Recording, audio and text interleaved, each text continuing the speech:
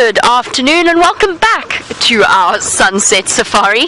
And unfortunately we have been beset by an attack of the gremlins, both on Rusty herself and with our stream. So we really do apologize and thank you all for your forbearance in dealing with the problems that we've had over the last few days. As you can imagine, it's a bit tricky live streaming a safari from the middle of the African bush.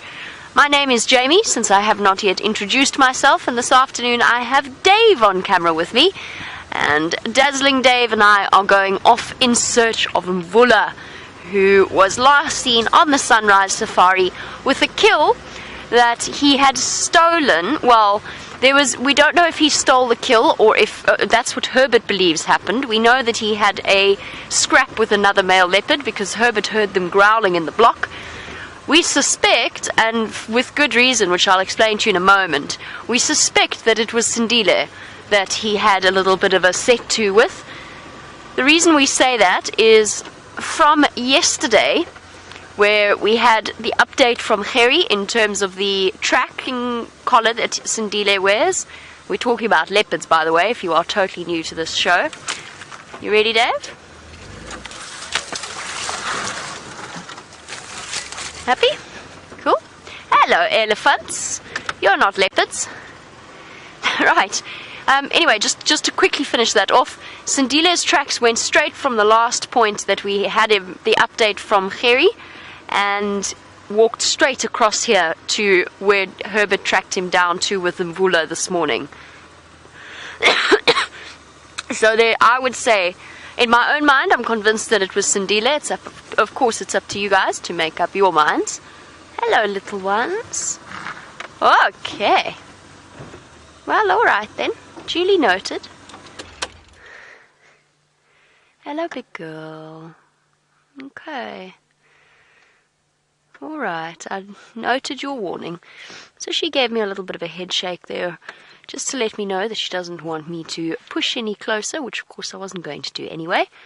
And what a nice way to start off our sunset safari than with a very peaceful herd of elephants. I know this one-horned lady. She can be a little bit antsy, if it is her. And there's quite a few one-tusked elephants around. And I think it's her. She probably broke that tusk, her right tusk, off at some point in her life. And I was actually about to say to you, we've got fresh elephant tracks heading in the direction of Mvula. I was hoping that they hadn't. Oh, it's a dust bath time. Hoping that they hadn't chased him, but it seems as though they haven't quite got there yet, which is good news for us, because it means that we've got a very good chance of finding our leopard in the next few moments. Now, far be it for me to push to leave elephants. I really would not normally want to. However, because it is going to be a two-vehicle sighting with Mvula, because of the position that he's in, I actually do want to go to him first, so that we can spend as much possible time with him before we have to leave the sighting in order to make way for other vehicles. So unfortunately for now, I wouldn't normally do this, but for now we're going to leave the elephants. We'll come back and find them after we've spent a little bit of quality time with Mvula.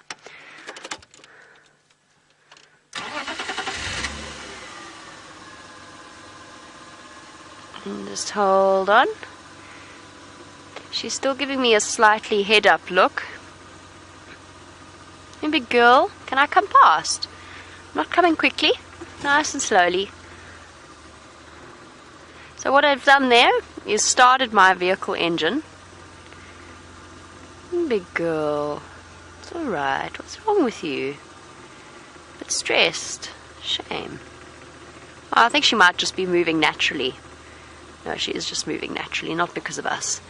Alright, so what I did there was I started the vehicle and then let the engine run for a little bit, just to get them used to the idea that something's about to move in their vicinity, and so that they don't feel threatened in any way.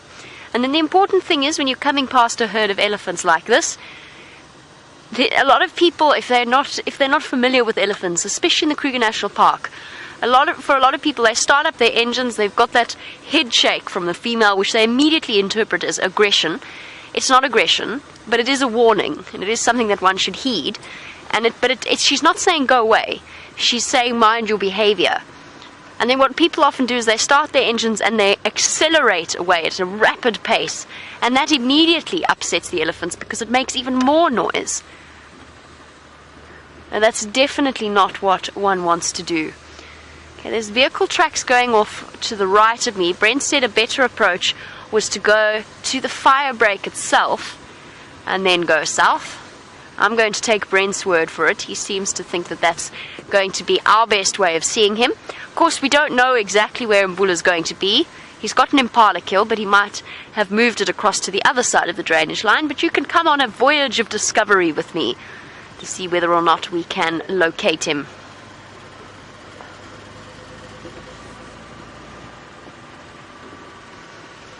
And the reason why there's two different entry points to the sighting, it becomes immediately clear. It's in the block between Gallagher Shortcut and Mvubu Road. Now this piece of information is for our truly avid viewers who are very familiar with our geography.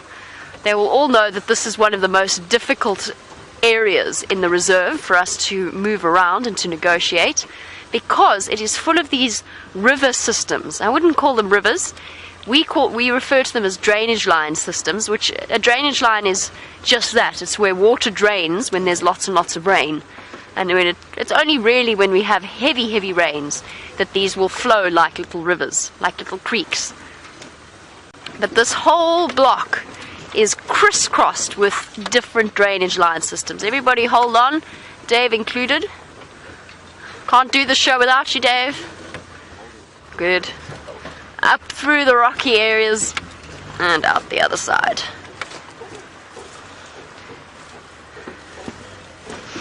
Oh, clunk.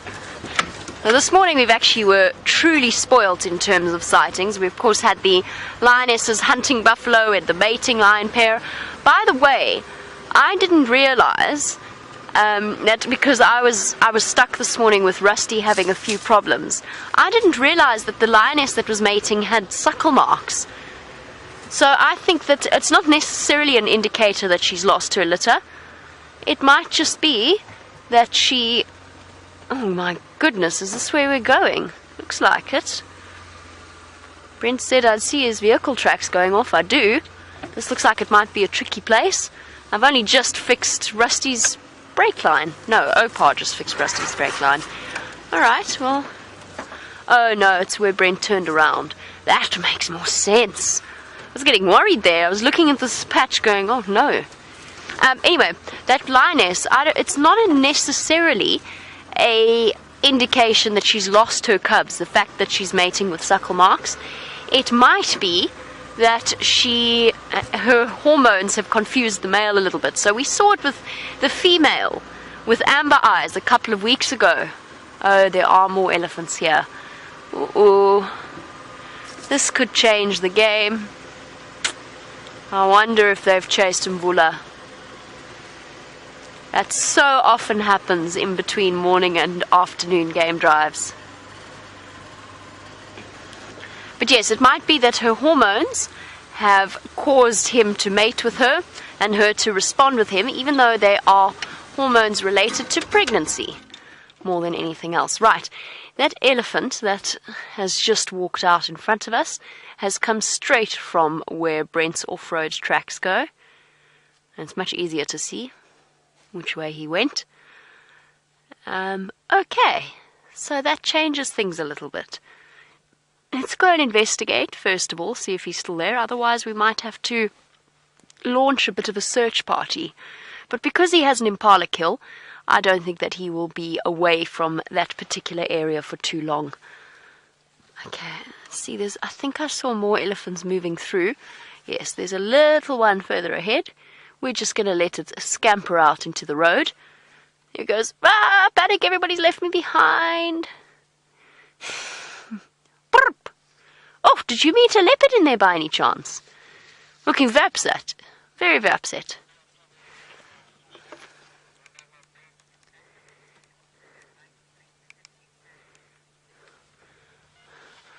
Okay. Well, we're going to watch our Ellie's slowly moving off to the north towards Buffelshoek Hook property. And then we're going to head in and see whether or not we can locate that leopard. We're going to have to move over some bushes, and it might not be all that much fun to watch for you. So what we'll do while we do that is send you back across to Brent and see what his plans are.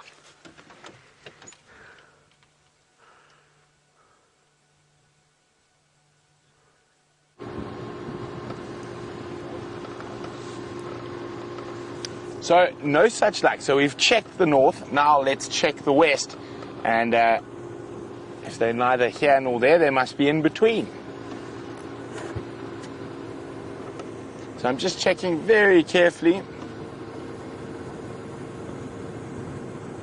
if there's any tracks going across. So I said they were directly sort of in the middle between two water sources. So they might have gone this way for a drink.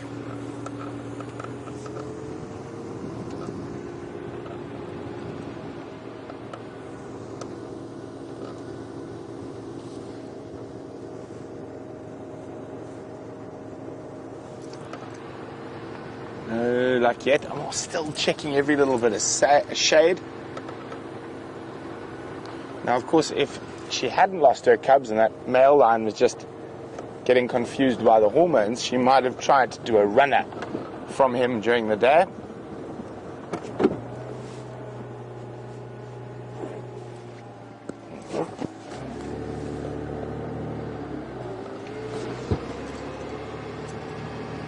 It could easily be just in the shade here somewhere.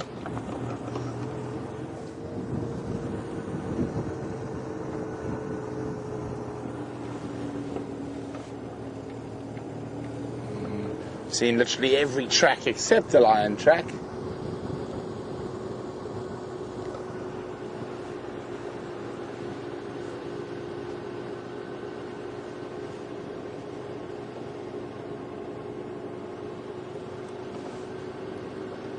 There's some seriously shady guarri thickets in this area, and they could easily be lying up in one of those.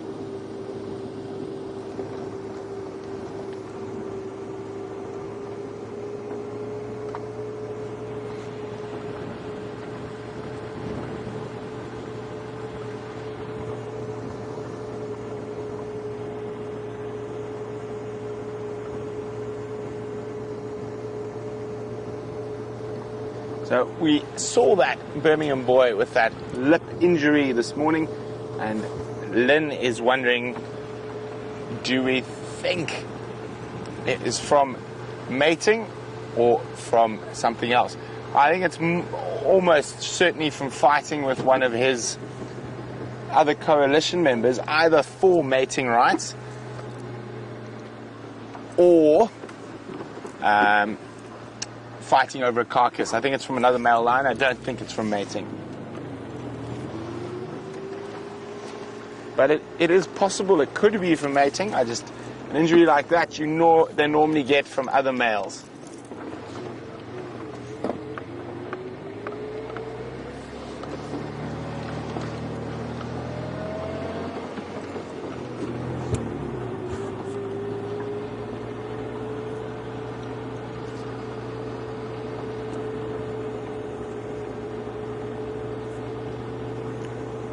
Okay, Aubrey's coming to give us a hand.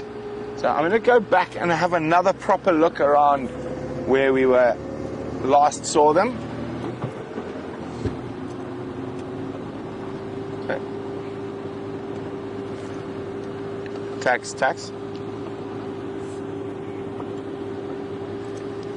best access is from Rebecca's Road on that open section that runs all the way to the western side of quarantine. The Nkuhumas used to ladder there with the matimbas.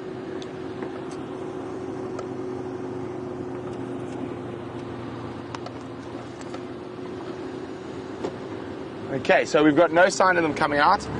I'm going to zoom around, go back to where I last know they were there.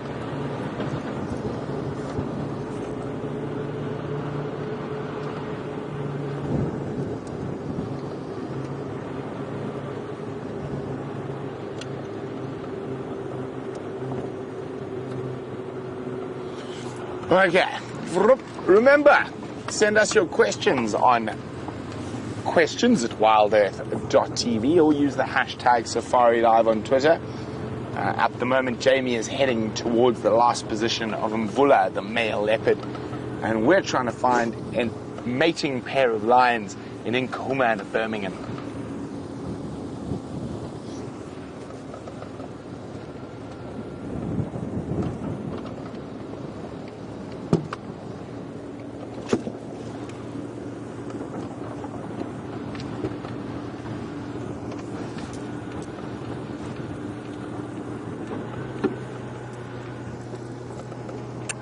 Hi, Paul.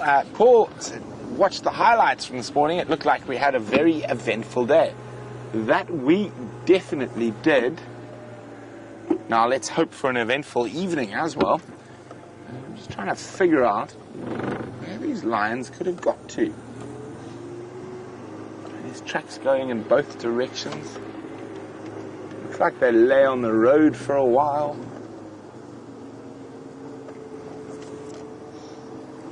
Maybe I'm just going to have a quick look in the shade here.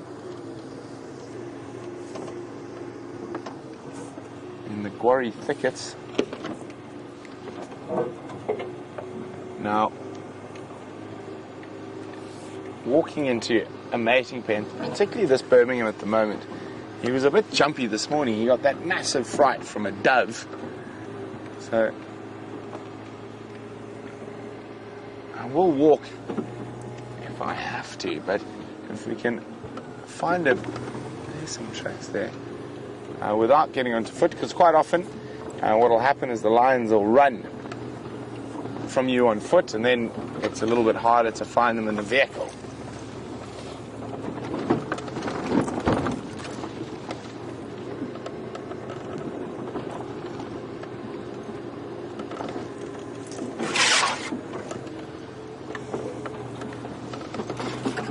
Hi, Alex A, a new viewer. Welcome, Alex. Alex would like to know, are we in Africa? Most definitely we are. We're in South Africa, to be more particular, in the Sabi Sands Game Reserve, and more particular the Djuma Private Game Reserve. And the lions didn't come this way. That's disappointing. And Alex, we are in the Greater Kruger National Park, so we're in the northeastern part of South Africa, in an area called the Lowveld, nestled between two mountain ranges, the Drakensberg and the Lebombo Mountains, and it is an area made up of mostly, or not mostly, a lot of wildlife area, including the Greater Transfrontier National Park, which is 8.5 million acres of unfenced wilderness. We operate in a very small little corner in the center of it. Okay, I'm going to go chat to Aubrey and William about these lions, see if we can collectively figure out where they went.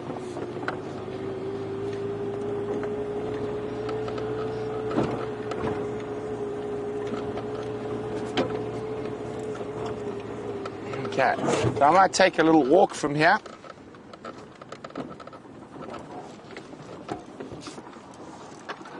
Okay, so while I take a little walk here, let's go see how Jamie's endeavours with the leopard are going. I think I'm going to go take a walk with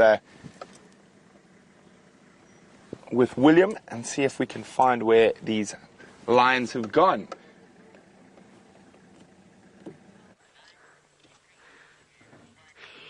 You won't believe the turn of affairs that things have taken. Now, I haven't managed to get myself a good position just yet. In fact, I'm in an almost impossible position.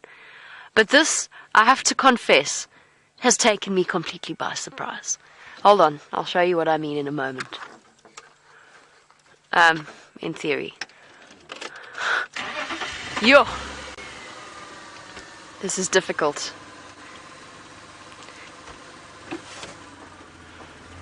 Okay, hello,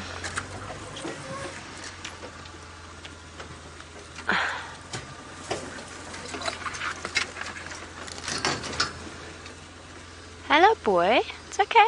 It's okay. It's okay. It's okay. Look who's there, guys. Can you believe it? Because I can't. You have got some serious courage, little boy. You really do. Everybody who is joining us for the first time, watching us closely with a little bit of signs of nervousness, so we're not going to reposition at all, with a collar around his neck, is a young male leopard called Sindile. Now, Sindile is the grandson of the Queen Karula, the leopardess that is dominant in this area, and about 10 months ago, while he was just a cub, he caught a dog, a stray dog that had made its way in from one of the surrounding villages.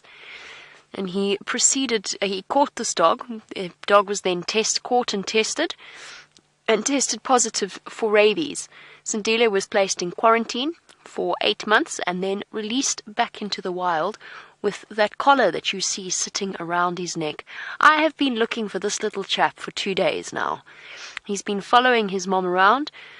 I said to you I was almost certain in my own mind that it was Sindile that Mvula had chased away from the kill.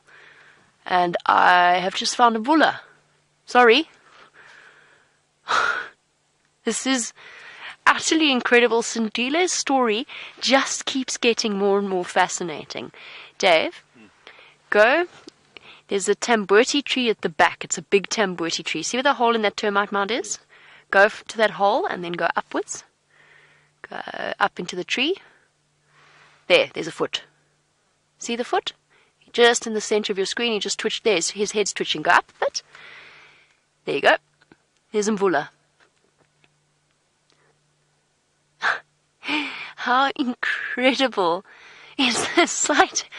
I can't believe it. The story just gets more and more complex. And Sindile, you are one brave little boy. Because Herbert heard them fighting this morning, and he found tracks of Sindile running to the east. There sits Mvula, king of the castle for now, up in a tambuti tree. I have absolutely no idea where the kill is. I think the kill is beneath him. I think at the base of this tree. I can't see if he's hoisted it or not. He might even be lying upon it in the way that leopards often do when they've dragged it into a tree. I think that kill was Sindile's. I think Mvula stole it and they fought. But they appear to have reached an uneasy peace. This is absolutely incredible. I can't believe this is happening. I nearly said to you guys I'm going to go look for Sindile afterwards. And here they sit, the two of them, not more than probably about 40 meters from each other. I really am utterly blown away by this. I was expecting to find Sindile not far away, but I did not expect to find him at the site itself. Lying up in the drainage line. The two of them are perfectly aware of each other. I'm just going to take my foot off the brake, although it's making me nervous. Put my handbrake up as well. We're on a terrible incline. And there sleeps Sindile, looking thoroughly in one piece. Those bright blue eyes and beautiful face that has become absolutely famous throughout the world. What an incredible tale this little cat has got to tell.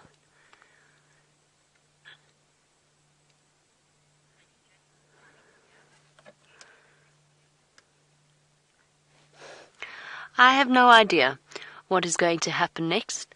I think that Sindile is chancing it, and I think that Mvula, having recently been involved with a fight with another male leopard, I think he's probably reluctant to press home the advantage unless he absolutely feels as though his kill is threatened. Maurizia? I don't know. Look, Sindile's got a relatively round belly, so he probably had a little bit of time spent feeding on his kill before he was chased away from it. Do I think that he will take back the kill? No, I don't. However, dominant male leopards, and Mvula, I don't know if I would call Mvula a dominant male leopard, but he was a dominant male leopard, certainly in his time. He could even be, it's not impossible, he could even be have a memory of mating with Sindile's mother Shadow. He may or may not be the father. I don't think he is, but we don't know that for certain. He was certainly could have been. He was dominant in this area when Shadow was pregnant with Sindile. He could be the father. It's unlikely, but it's possible. You know how that female leopards try and mate with as many males as possible, for this exact reason. Our fathers and sons are occasionally seen together sharing kills, not usually at Sindile's age, but Sindile is the exception to every single rule. Oh, excuse me, I'm sorry. That was a surprise sneeze. I really am absolutely astounded at this. I'm still not entirely sure what to make of it. Look, I mean, he's perfectly relaxed. Let's check him.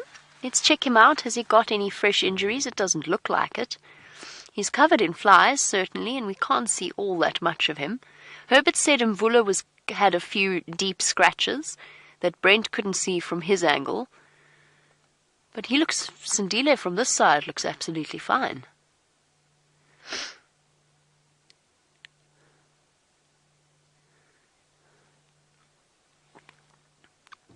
And Paul, looking at him from this angle, he doesn't have a full belly. And especially when a leopard is lying on its side, it's harder to tell. I think he probably managed to feed off a little bit of the carcass before he was chased off it. So Paulie does have a roundish belly. He doesn't look hungry. He looks in perfect condition, which is incredible because after 8 months in quarantine, he has somehow managed to look after himself, keep himself safe. It is so wonderful to see him here. There's not even any growling. It's not even like the sighting that you had with Quarantine in Shivambalana, where clearly the two brothers had two brothers from different generations. They clearly had a little bit of an encounter with each other. How incredible is this? The story just gets more and more intriguing. The last time we saw Sindile was with what looked like one of his first reunions with his mother, Shadow. Now, Shadow has a 4-month-old cub with her, a new 4-month-old cub that she's since had in the interim. And the phenomenal thing about this whole situation was that she was calling for her cub. Sindile was responding, and she was then responding aggressively to him, trying to keep him away from the cub. When I found his tracks yesterday, he was absolutely close to where Shadow was. We're convinced that he was following her around, but he's obviously decided to move off into a different area. Now, guys, I do have to get onto the Game Drive channel. I have to update them that there are, in fact, 2 leopards in this sighting, which I cannot believe that this has actually happened. And by the way, the mating lines have been found. They've been found up at Sydney's Dam. Just an update for Brent when he does return to the vehicle. I know he's off walking. Just have a look at Mvula for now. I'm going to try and wait for my opportunity to talk on the Game Drive channel.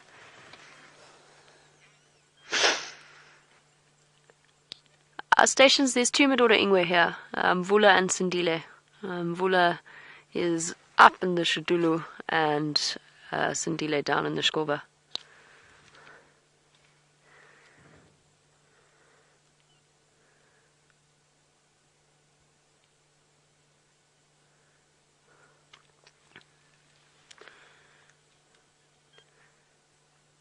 I'm on the eastern side, Orbs.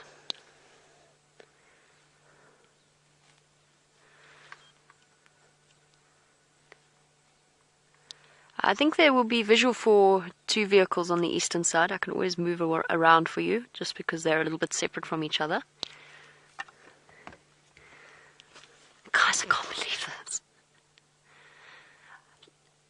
And at some point we will do a reposition in order to see where the carcass is, because of course that is what it's all about, is where the dead impala is. There's Mvula. You can really see that he is starting to age just in terms of the yellowing of his teeth. I think Mvula has the most beautiful eyes. Well, I used to think that Mvula had the most beautiful eyes of any leopard I had seen. That was, of course, until Shungile was born. Shongile, Karula's little daughter. And he's got an almost pale blue colour to them. Not that you can see them, of course, through the boughs of the tambuti tree. He's resting up, panting off a full belly. And the question will be, will Sindile be brave enough to go and try and feed off the carcass? He doesn't, to me... Oh, he's now watching Mvula. He's sort of looking up at him, then across at me. He's restless. I don't think his face doesn't look like he's been feeding, although he might have cleaned it off. I actually think he's going to get up and give it a go. You know, that collar might even work to his advantage in terms of protecting, doing the job of an adult's dewlap. Not completely, though. I mean, that's a slight exaggeration. Just by the way, for those of you who are new to this area, look, he is looking. Hoping to share. Here he goes. Okay, this could get very interesting. He's slowly stalking forward.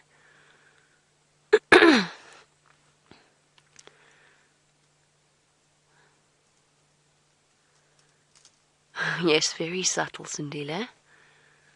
Mvula hasn't moved. I think Sindile playing the inch forward game. There he goes.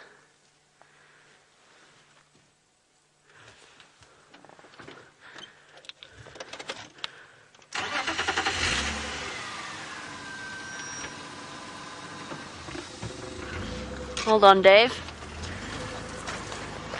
We need to do some Oh, sorry, Dave. We need to do some relatively quick repositioning here. Sorry.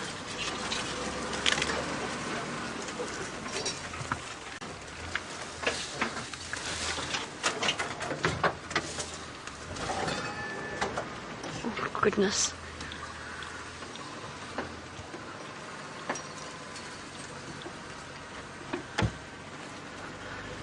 Can't see Sindile right now. I can tell you that we're at a very awkward angle.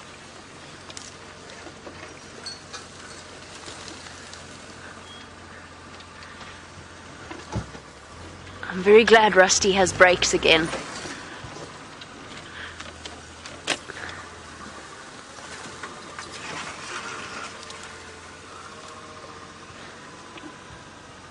Can you see him, Darby? You got Mvula, but have you got Sindile? Where is this carcass? I've lost the view of Sindile for now. Mvula's looking right down underneath him. We're at a terribly awkward angle, but he doesn't look aggressive at all. He's not responding angrily. Angela, do I think Mvula is put off by the collar because you find it odd that two male leopards are in such close proximity to each other? No, I don't think that it's the collar, Angela, although it's a good point. I don't think it's the collar. I'll tell you what I think of this situation. I think it's his age. I think that it is Sindile's age. Oh, he is. I can hear him down here. Hold on one moment. I'm taking my earpiece out.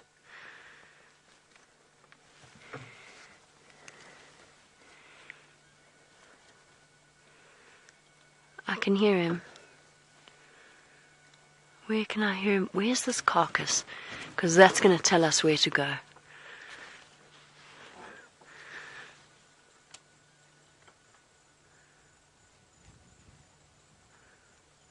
He's feeding. Can you believe it? I can't see him, but I can hear him. Mvula hasn't moved. I'm just trying to lean over to see exactly where he is. But I think... No, he's feeding. I don't believe this. It's incredible. Sorry, I'm trying to contort myself here to try and double check, but I can hear the crunching of the bones. The carcass must be in this drainage line.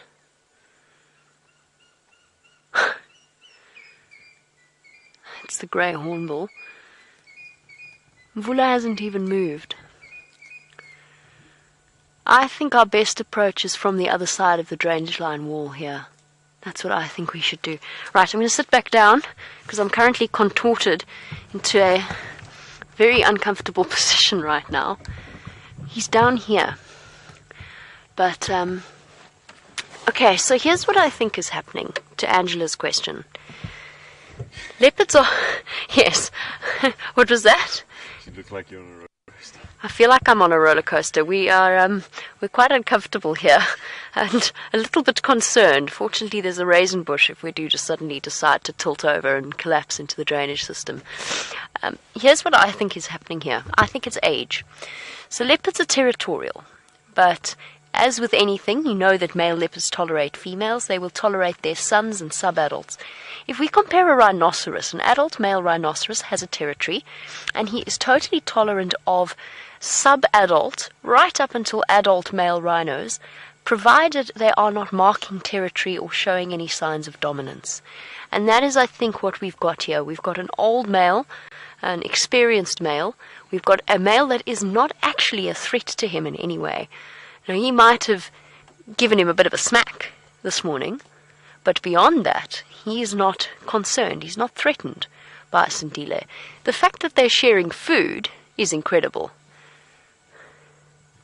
We're going to reposition when we go around to the carcass and see if we can't get another view. This is amazing. Let's go across to Brent, find out how his lion search is going. Live. Success! Well, strangely enough, I was on their tracks, going through those thickets behind them, and we drove past here about 5-10 minutes ago, and they weren't here. From the tracks, it looks like they got chased by elephants, and fortunately, they are still on Nkuhuma, and still together.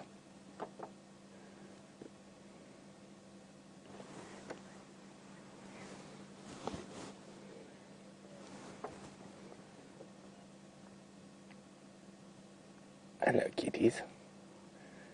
Oh, big yawn. Now, strangely enough, I was following the tracks, and then I suddenly saw Aubrey's car stop. Oh, get ready, guys. Stretch. Flirt.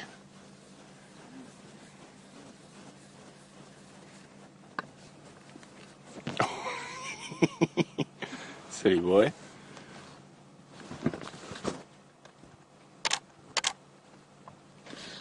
Don't go behind us. They're going to go right behind us, and we'll just have a look if it's safe to reverse.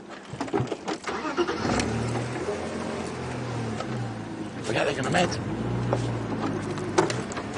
There we go. Get ready.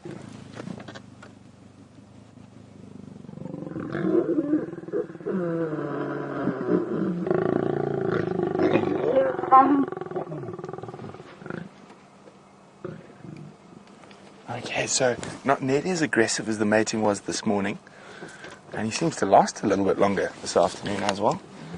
Managed to get about 5 seconds there.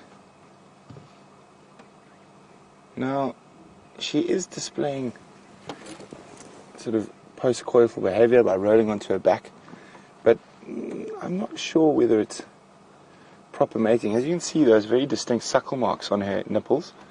So she's either confused him with her hormones, or she's lost a litter of cubs in the last week.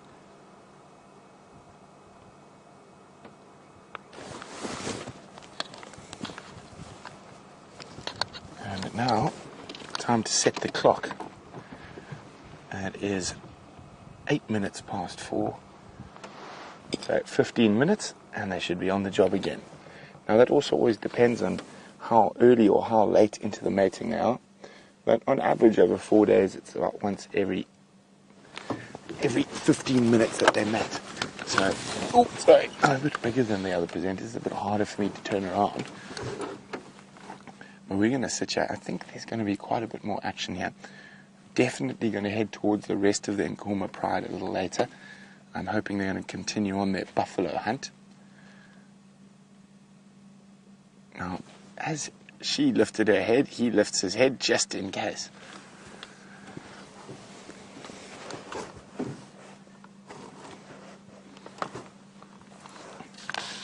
So Donna is wondering, do male lions go into must like elephants?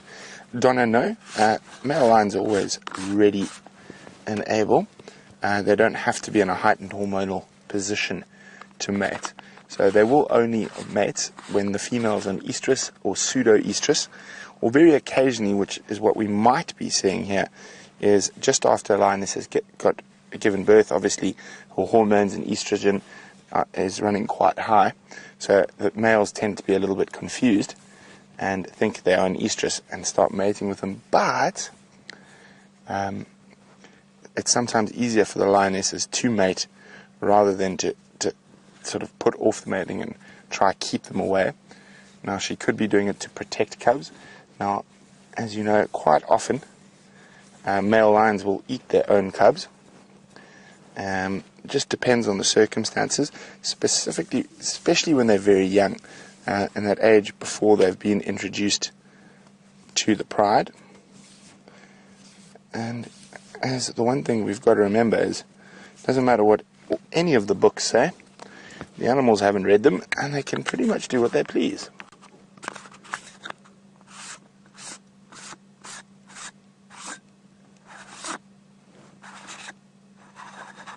Sorry about that, that's just me cleaning, tightening my filter on my camera. It came a bit loose.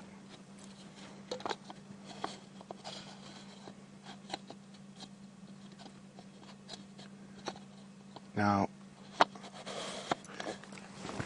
this is the female, I'm pretty sure was missing when we saw them all together at Buffelshoek Dam yesterday. And this is the same male from Buffelshoek Dam. Now, a very distinct little, if we zoom into her belly, about there. Just a little bit to the right, there we go. There's a very distinct little wound there. And we can identify this female. I do not remember seeing her yesterday. So it's quite possible she was the missing fifth Nkuhuma, and we've seen the other four Nkuhumas already this morning. And I'm pretty sure mom of those little cubs is with the rest of the pride, and of course mom of the 3 sort of 2-month-old cubs.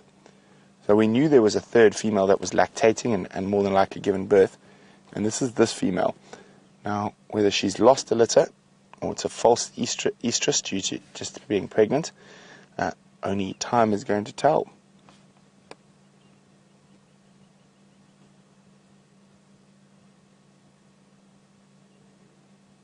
Oh, sleepy kitty. Now, while they're mating like this, the male lion really won't let this lioness out of his sight. Every time she moves, he'll wake up.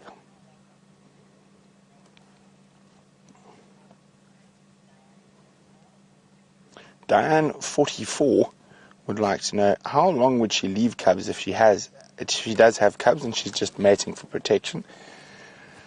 It all depends on their age, Diane. I mean, if they are little, like we expect them to be, probably younger than 2 or younger than 3 weeks old, she can't really leave them for longer than 3 days. Preferably less than a day and a half or 2 days, but sometimes they can leave them for up to 3 days. The longest I've ever seen them left and survive is about 5 days. But it is unusual. So if she still does have cubs, she's probably going to try and lose him tonight at some point. Oh, and they're going back to snooze.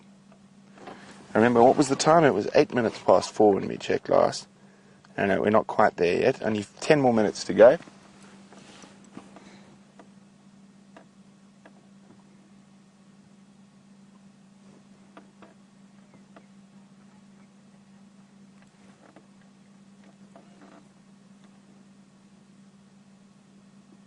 Now, if we look carefully on his rump, let's have a look on his rump there.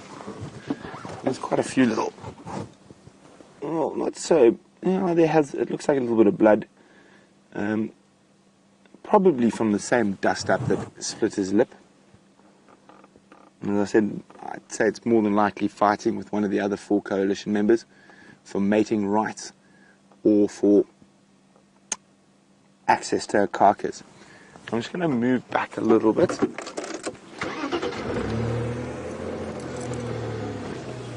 Is there a hole behind me? Nope. No hole.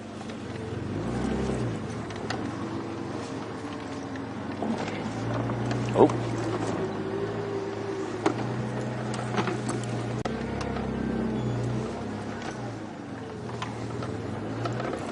Just going to move around ahead of them.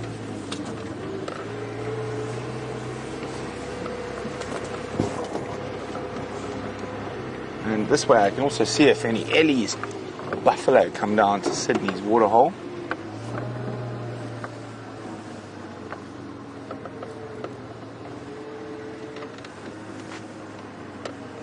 They're saying goodbye to Aubrey.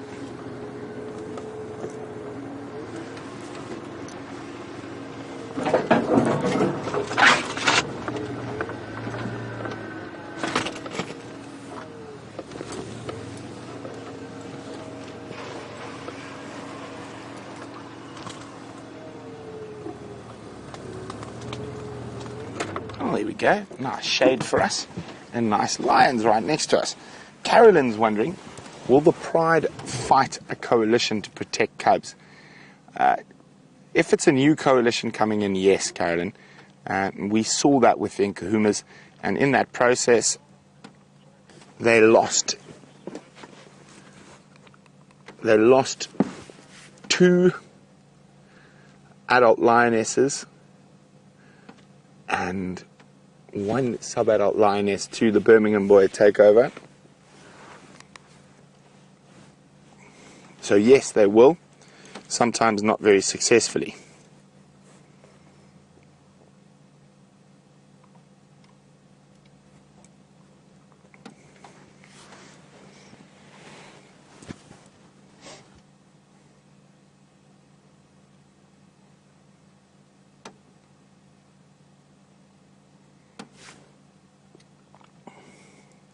They're probably going to rest here for a little bit, and just listening to the Game Drive channel. So there's so many lions around at the moment. We've got, of course, this mating pair here, and then the 4 lionesses and 3 cubs just to the west of quarantine, and there's 2 Birmingham boys with 3 unknown lionesses in Torchwood. Could be Talamati Pride, could be Torchwood Pride. If it is the Talamati Pride, the Birmingham boys have succeeded in encompassing their 3rd pride of lions. So that means that the Salati males are running away, so they might have gone north or west, or east, sorry, we're not sure. But definitely two Birmingham boys with 3 lionesses that we don't know, and neither do the guys from Cheetah Plains. It'll be interesting to figure out who those lions are. But I think it could be Torchwood or Talamati. Either way, the Birminghams have got another pride of lions. So that's 3 under their domain at the moment. While we sit here waiting for the lions to feel amorous again, let's go back to Jamie and those leopards.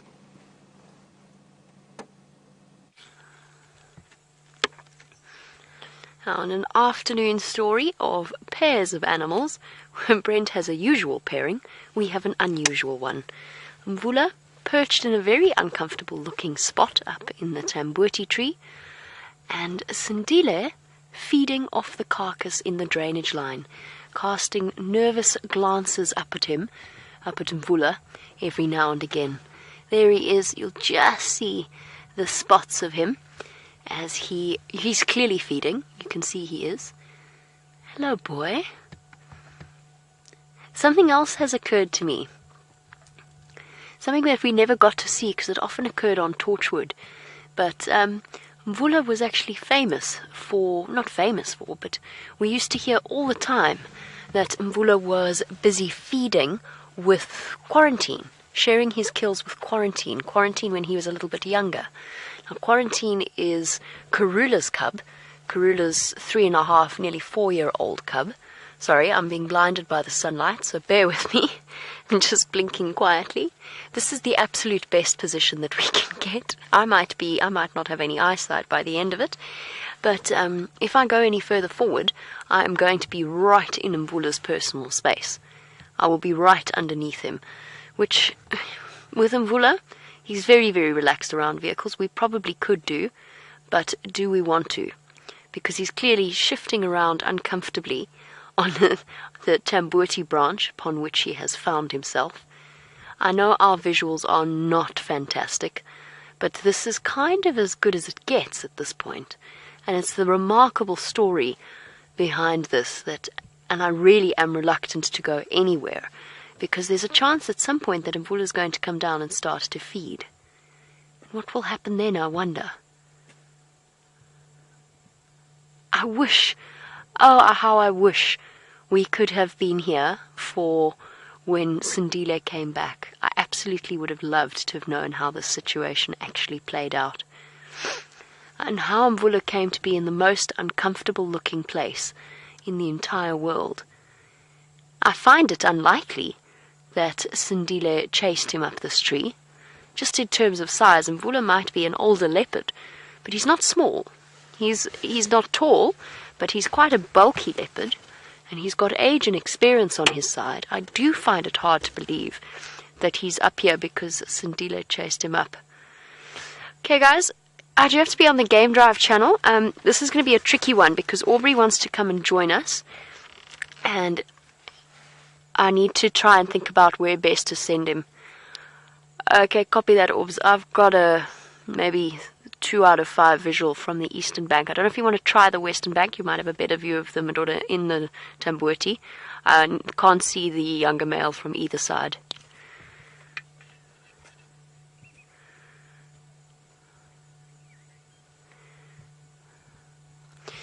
Alright, we're fine for now. We can stay here and just chat a little bit more about the situation. Let's have a look and see if Sindile is still feeding. And then, oh, that's the best view of a leopard. We've definitely never had a better view. Over to Brent, whose amorous couple is feeling amorous.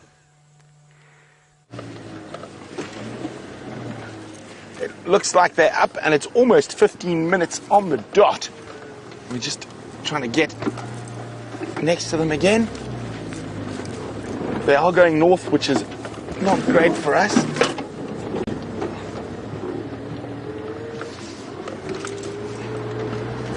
Hold on. Behind the bushes. There we go. How's that? There we go.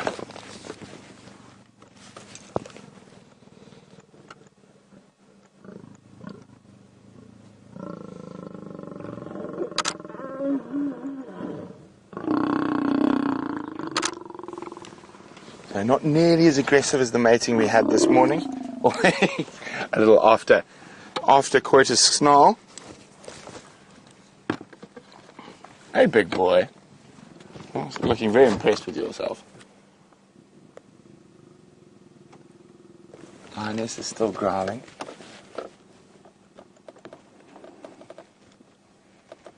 He's probably going to lie down right there. Fortunately, they are still on Nkuhuma.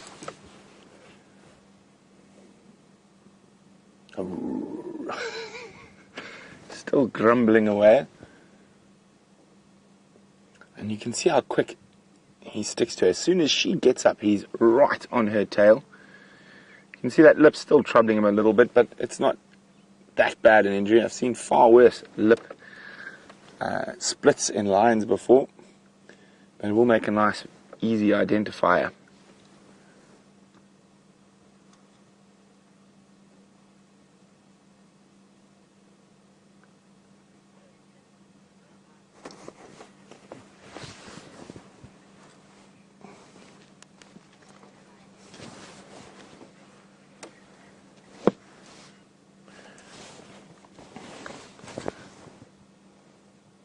Deborah, the armchair traveller, is wondering whether a lioness who has not produced cubs could produce milk to feed the other lioness's cubs. No, Deborah, that's not really how it works. So she needs to be pregnant to produce for those mammary glands to start producing milk. I mean, there is a slim possibility that there could be some really, really strange occurrence once in a million when something like that might happen. But as a normal thing, no. She would have had to have been pregnant. And she's got suckle marks around the nipples, and she hasn't been with the other cubs as well. We have not seen her with the rest of the pride since the buffalo carcass. So I would say it's very unlikely.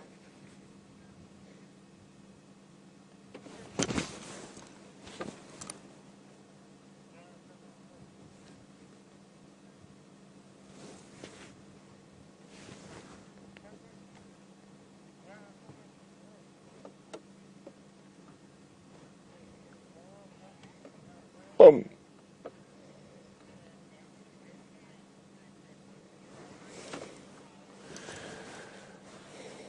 Now, Cara would like to know how many matings per an estrus cycle will occur. Now, Cara, I'm going to have to do maths to get anywhere near that. Let me just find a calculator quickly.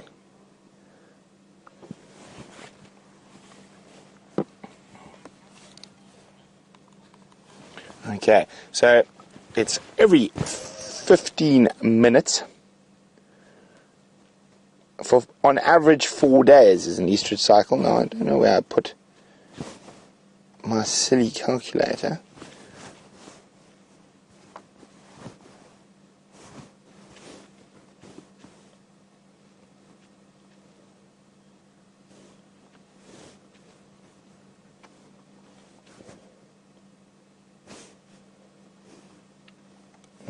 Oh, there we go. I can't find mine. That's thankfully helped me out. Okay, so it's how many hours? 24 hours in a day. So let's do 24 divided by 15.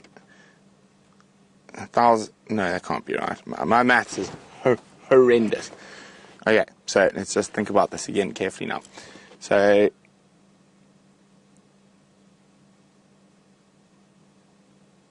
I'm trying to think how to work this out. You have any ideas there, Kat? No. Okay. So it's an average 4 days of estrus. So in 4 days, so 24 times 4 is 96 hours. Let's divide that by 60 to get the days. I mean, no, that doesn't work. It keeps coming.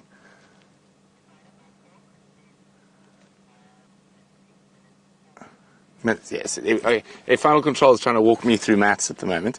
So we go 24 times 4 equals that divided by 4. So that would be... No, that can't be right. It says 24 times a day. That can't be right because it's every 15 minutes. It's 4 times... Actually, let's go 24 times 4 is 96 in a day. 96 times 4 again. 384 copulations on average, I think. Took us a while. Thank you very much for the use of that. Yes. So, in a 4-day period, more copulations than there are days in the year. No wonder they're so tired. There we go, as Kurt says. No wonder they're so tired and have to sleep 20 hours a day. Oh, actually, I forgot. It will.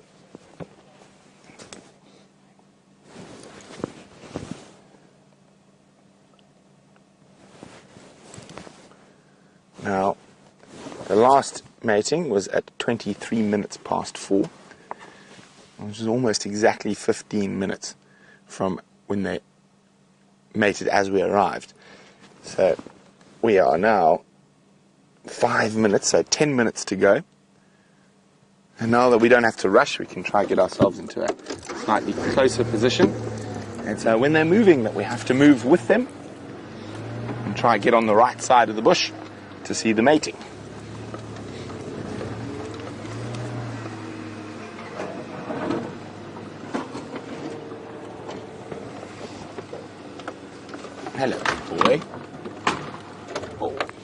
some lovely light on his face. Looks to have a slightly bemused look on his face. Male lions quite often have that look.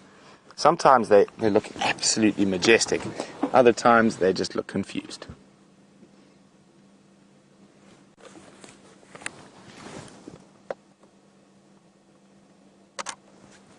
So I hope you guys are getting some fantastic screenshots of this lion interaction.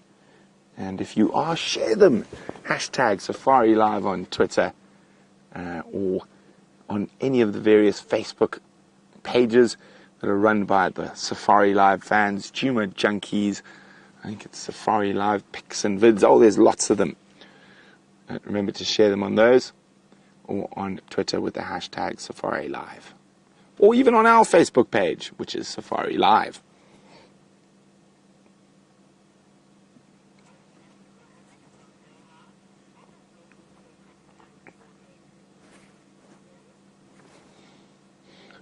Hi, Mohammed in Doha.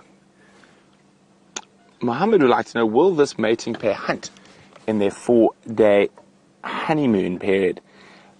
Not normally. They will drink, but lions, like all predators, are opportunists. So they might scavenge from a leopard or hyenas, or they might hunt if something happens to stumble right onto them. See, every time she even flicks her tail, his head's up to make sure she's not trying to get rid of him.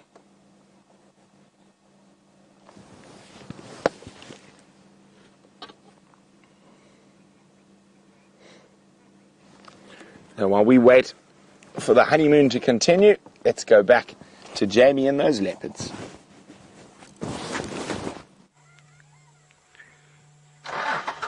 And there we go. We have a view of Mvula's dangling tail and feet in the least comfortable looking tree I have ever seen. No, not quite the least comfortable I've ever seen, but one of the least comfortable I have ever seen.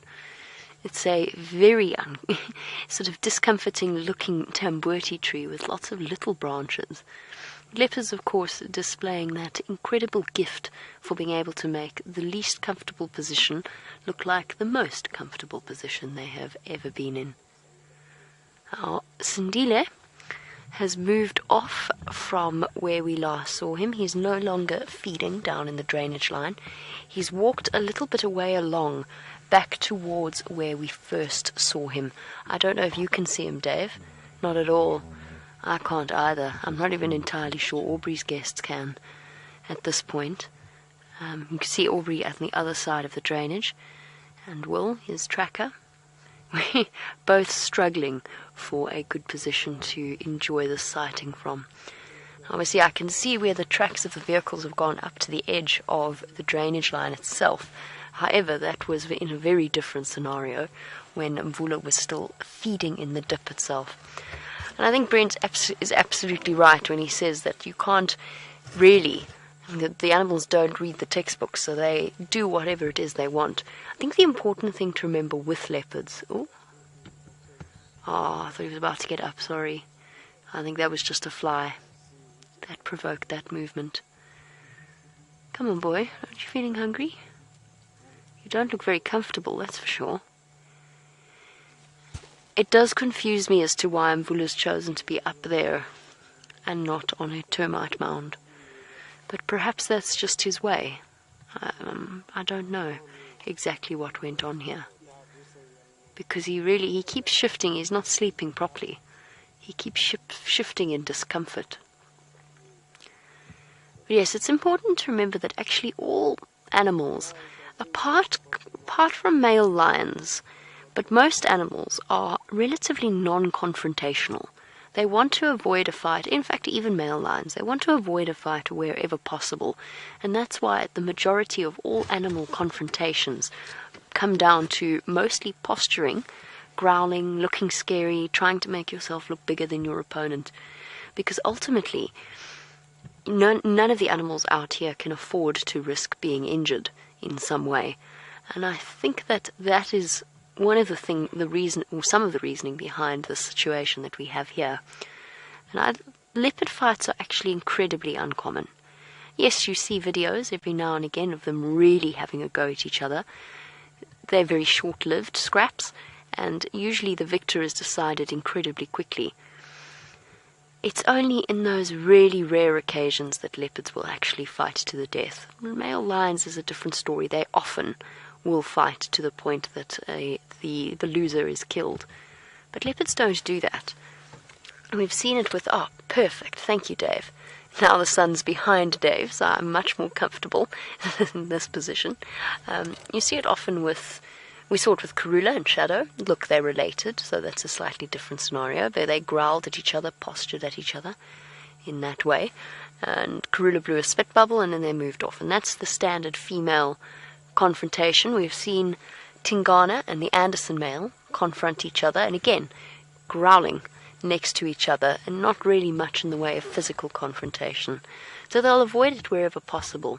Herbert did say, but unfortunately we don't have the opportunity just yet to have a really close look at Mvula. But Herbert did say that he had scratches along his face, along his back and his shoulders. I didn't see any on his face, certainly, but we haven't really had a chance to properly look at him. Herbert said they looked slightly older, so that may have come from the confrontation he had with Gijima a couple of days ago. Either way, Herbert said it definitely looked as though they had been leopard-inflicted, rather than the occasional hunting injury that we see. Just bear with me one moment as our beloved Mvula snoozes away in the tambuti tree. Orbs.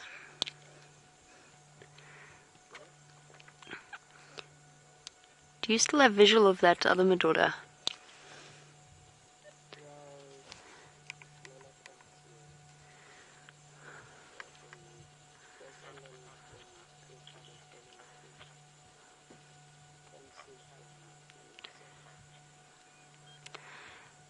Okay, copy, perfect, thank you.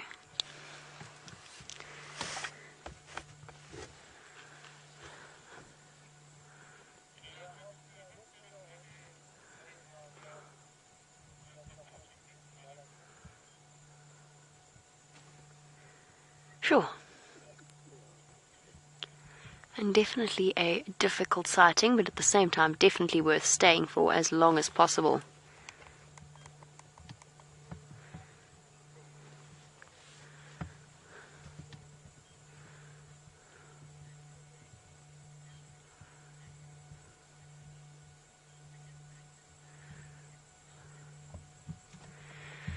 And James Dungan, you were wondering whether or not Sindile's time in captivity, perhaps he didn't develop as he might normally have in the wild, and perhaps he has reverted back to the behavior he would have displayed before he was taken into captivity. And you've noted that in terms of the way that he behaves with other leopards. He's not abnormal in his age group. The situation is abnormal, but his behavior is not that abnormal. So a leopard of 2 years old, which is essentially what Sindile is approaching, because he's a male, he would be regularly going back and visiting mom. They often do it. They take a much longer time than the females do to gain independence. The difference is that Shadow actually started, even before Sindile was taken into captivity, Shadow started mating a lot earlier than is the norm for female leopards. So she had cubs a lot earlier than would have been normal. Normal is, again, this is not normal, but normal in inverted commas for the leopards of this area. So no, I don't know, to be 100% honest with you. I couldn't say to you no. It's a good point, because of course he hasn't had those learning space of 8 months. Already Shadow was showing signs of not really tolerating him. She was hissing at him, she was trying to push him away from kills. She went off and left him for an entire week, which is actually kind of what led to him hunting and catching that domestic dog, ultimately. But she did leave him alone for up to a week at a time, when he was still very, very young. But I don't know how much of his behavior now is connected to his stint in captivity, but perhaps you're right in that I guess you can't disassociate the two. I would love to. I think we're going to be chatting to a lot of different people about this and seeing what they think. I actually almost feel as though what we're seeing is not that abnormal for a young male to be seen with a much older male, because, as I said earlier with the age thing, the young males are not seen as a threat yet. They're basically, I mean, Sindile is not really an adult. He's a sub-adult. He's not going to be pushing for territory. He's not strong enough to be a serious threat to Mvula yet. So perhaps there's that to it, but your guess is as good as mine. And ultimately, as Brent said, they don't read the textbooks. They behave the way they want to. I don't think it's unusual to see this, though. I'm surprised because of the combination that we have here. I would have been less surprised if it had been Tingana and Sindile, funnily enough. Because Tingana, whether or not he is in fact Sindile's father, Tingana, the male leopard that pushed Mvula out of his territory, he often spent time with Sindile before Sindile went into captivity.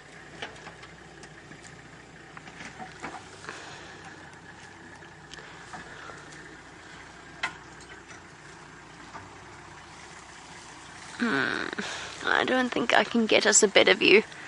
But while I contemplate a way in which I might, and also have a quick chat on the Game Drive channel, let's go across to Brent and his honeymoon couple.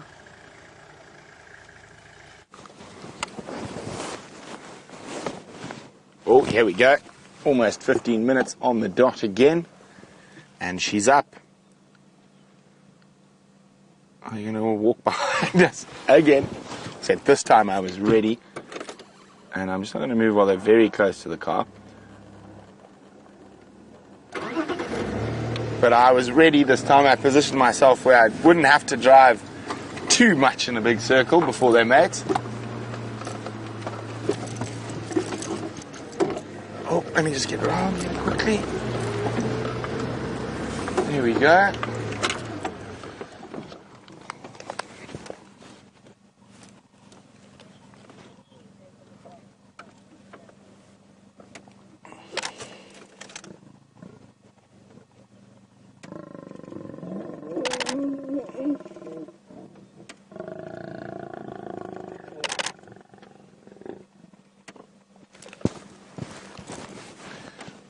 Much more sedate than it was this morning.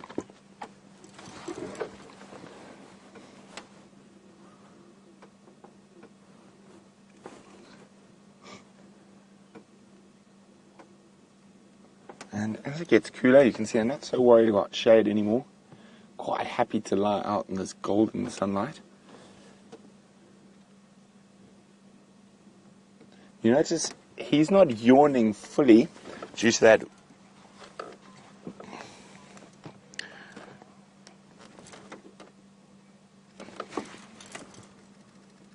Poof. Tired kitty. Now Douglas is wondering, if the estrus cycle is only 4 days, how soon after will the lioness mate with another male? Actually, during that 4 days, it's not uncommon for coalition members to fight it out and then get a bit tired and obviously a bit weaker than someone who's been eating, and then immediately lose his spot to the other male. So also with lion genetics, for example, those cubs we saw this morning, they could have 3 different coalition member fathers. So lions could have easily have mated with her or during an estrus cycle and each fathered a cub. It's unlikely, it's probably 2 in 1 or even all 3 to 1 lion, but it is possible that they can have multiple fathers to a single litter. So wait, let's check the time again quickly before I forget. There we go, 42 minutes past. So we got another 15 minutes to wait until they probably copulate again.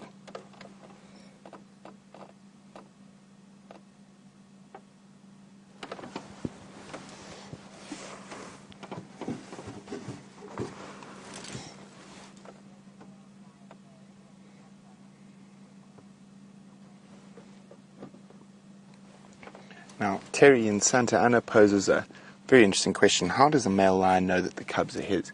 Well, he doesn't, Terry.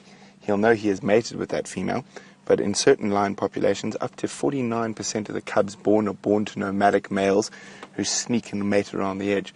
These are the males that don't compete too well in the sort of main pride dynamic. They're generally single males that haven't been able to find coalition mates. So they are So, and they don't, they're just, the likelihood of them belonging to the dominant male coalition in the area is strong. But as I said, in certain areas, up to 49% of cubs are born to nomadic males who don't belong to a particular coalition. And they never hold territory throughout their life. They're just nomads, and they take mating opportunities whenever they can. And that's their strategy for passing on their genes.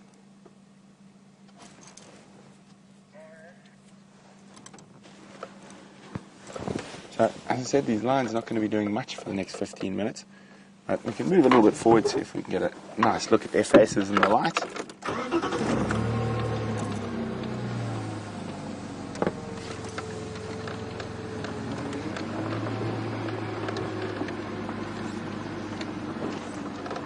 There we go. Hello, big boy. Oh, eyes are closed already.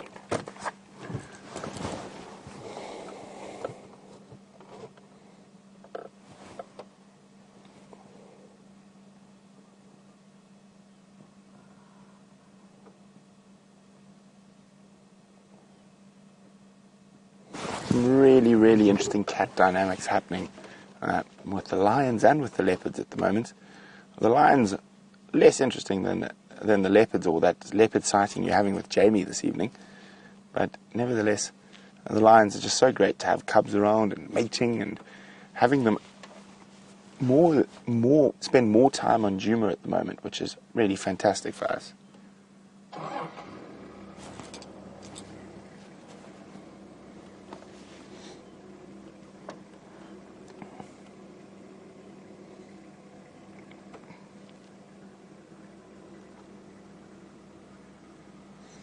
Sleepy, sleepy. You can see that lying out in the open sodic areas. Okay, so while we sit here with the sleepy lions, let's go see how Jamie's leopard sighting is going.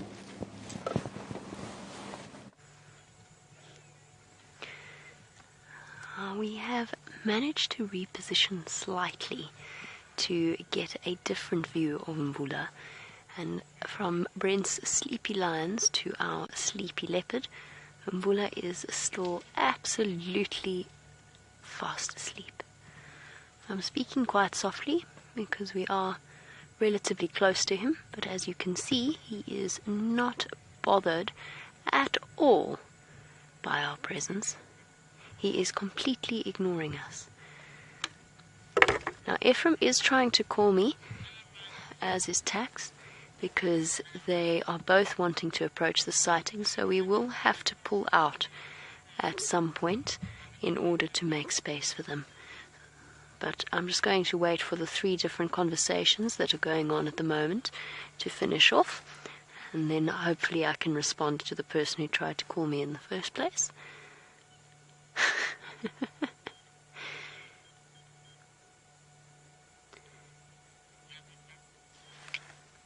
Standing by? Yes, we got in.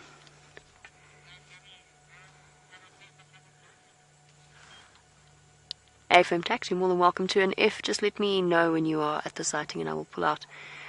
Tax, I think your best approach is still from the eastern bank, where Aubrey came in. You'll have a view of the young Madora.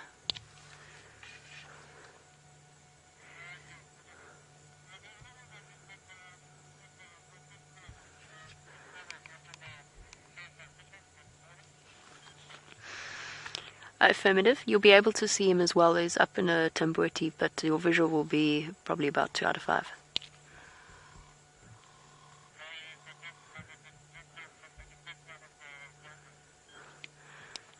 Tax, I think come west. Your clearest view is going to be the young Madora in the Shkova, if he's still there. Aubrey had a clear view of him.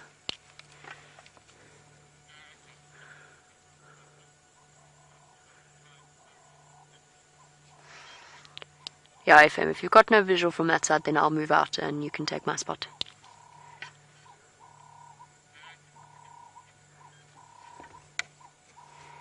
One very sleepy leopard with a belly full of food. And the impala carcass I can see. I don't think Dave can.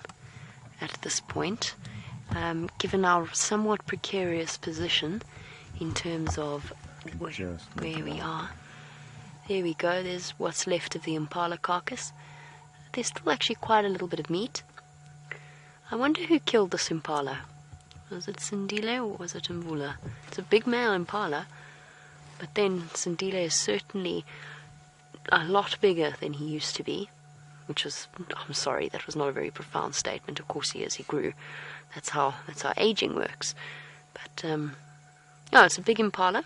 Plenty of meat for 2 male leopards to share, but quite remarkable that they are doing so. And as I said, we will have to leave the sighting, but as soon as we have another spot to come back in, then we will come and rejoin it.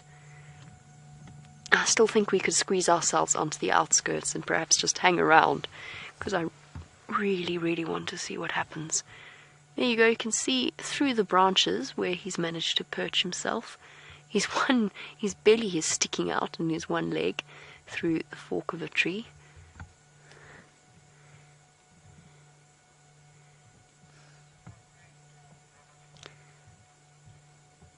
It's a very interesting position to be in, and we're very lucky to be that our leopards are comfortable enough to allow us to this point.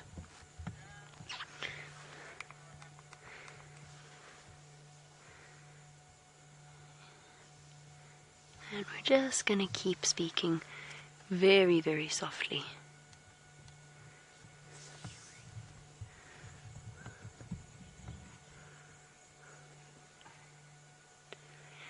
And hello to Shenali, who is a viewer watching and wanting to know how much a leopard can eat in one sitting. Well, Shenali, of course, it depends upon whether or not we're talking a male or a female. In the case of a male, they can eat almost up to 20% of their own body weight in one sitting. They get an enormously full belly. And what that means in terms of, let's try and put it into context, is that an adult impala for a leopard of Mvula's size, who is probably up to about, I'd say he's about 70 odd kilograms, so he could eat roughly, what would that be? It would be 70 divided by 5, it would be about 14 kilograms of meat. An adult impala weighs roughly about 50 kilograms, about 100 or so pounds, and a male leopard would probably take about 2 to 3 days to finish that off. Just to give you an idea, I've seen Shadow, just to continue, not Shadow, sorry, Karula, just to continue that conversation. I've seen her eat an entire steenbok in one sitting, which is absolutely incredible, because a steenbok probably weighs, I would say, 15 odd kilograms, 32 odd pounds, maybe a little bit less, but she ate the entire thing from start to finish in one go. And Karula's probably about a 45 kilogram leopard, possibly even less. Oh, whoopsie, we appear to have an approach from a different side. Guys, we are going to have to reposition to make space here. Oh, there are those beautiful eyes.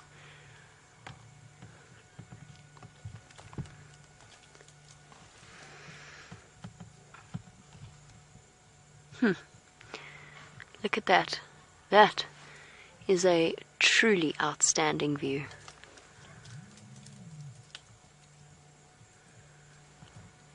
Incredible. That was an absolutely beautiful view. Wow. See what I mean about Mvula's eyes? Here we go. You're not comfy, boy. Okay, guys. I'm going to reposition. While I do that, I'm going to send you across to Brent.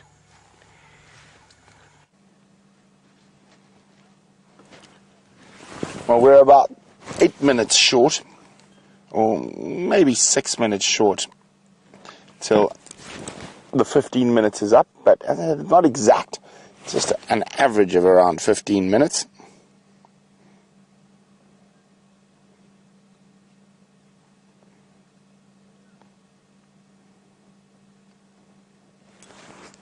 And in between these bouts of mating, as you can see, they are very, very relaxed. Not much going on. Well, we did have that boy get a massive fright from a Cape turtle dove this morning, which was very amusing. Well, it was for me anyway. A big male lion, king of the jungle, scared by a Cape turtle dove landing in a quarry bush above his head. I thought that was wonderful.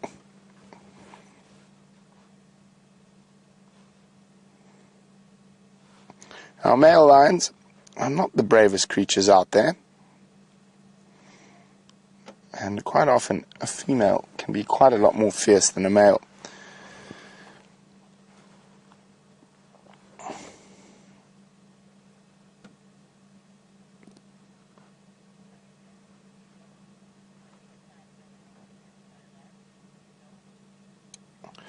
Doodles is wondering who decides when the mating is over. Well, Doodles, it'll be when the female's estrus cycle is finished, so she's not in heat anymore. She'll generally try and move away from the male. But it's her body clock that decides when the mating is over rather than anything else. Now, we've got this wonderful sighting all to ourselves again, so I'm going to reposition.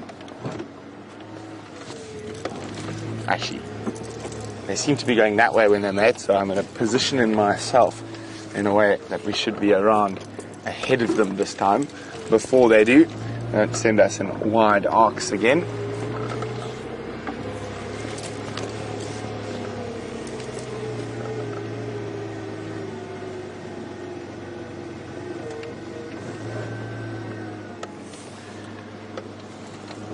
There we go. Oh, no one put the shadow on her.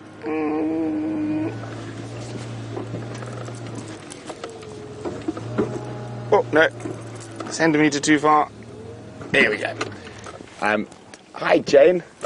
Jane's in Boston. Jane would like to know, how long do the guests normally stay at the sighting? It just depends on vehicle pressure. Now, there's a lot of sightings around this evening. You must remember that they're only on one vehicle. You guys are on two, and sometimes two plus a bushwalk. So there's a lot more. So at the moment, the guys have come to the lions, and then now they've headed off to the leopards. Whereas we've had a car at the leopards and the lions, so you guys have had the best of both worlds. So it all just depends on the individual sighting or circumstance and how many other sightings are out there in the afternoon, or what particularly they're looking for. They might have not seen elephants, so they've seen lions lots but no elephants, so they're going to try and move around until they find an elephant. There you go.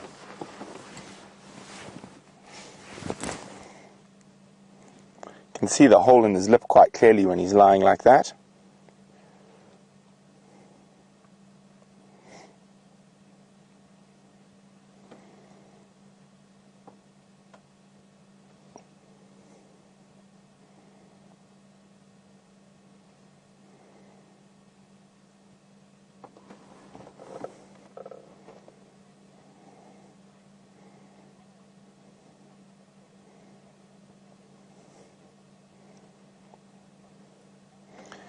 Hi, Richard in British Columbia. Richard would like to know, do mating pairs of lions ever attract unwanted attention from other predators? For example, hyenas. Definitely not. The only unwanted attention might be, from the male's point of view, is one of the other coalition members who might be more dominant than him. Now, hyenas, no hyena in its right mind would come anywhere near a male lion, especially not a male lion in its prime like this Birmingham boy. He would happily murder the hyena, and hyenas will often harass lionesses on a kill, but add a big adult male lion to the scenario and the hyenas will, unless that male lion's in really bad shape, the hyenas will stay very far away.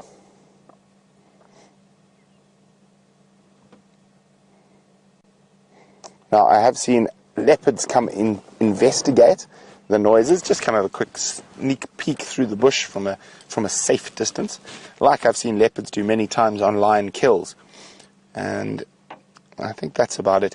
The only real competition would be from another male lion of the same coalition, or attracting new male lions that might be trying to take over the area.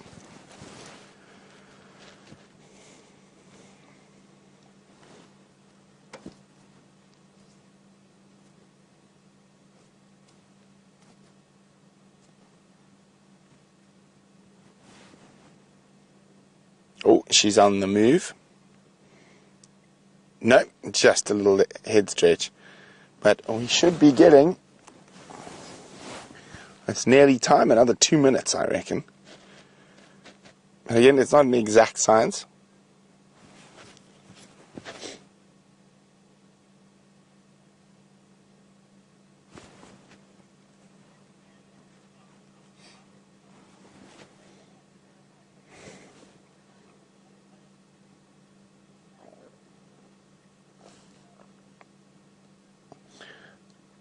Hi, Marion from Arkansas. Marion would like to know, does the Panthera project only collect DNA from leopards, or do they do lions?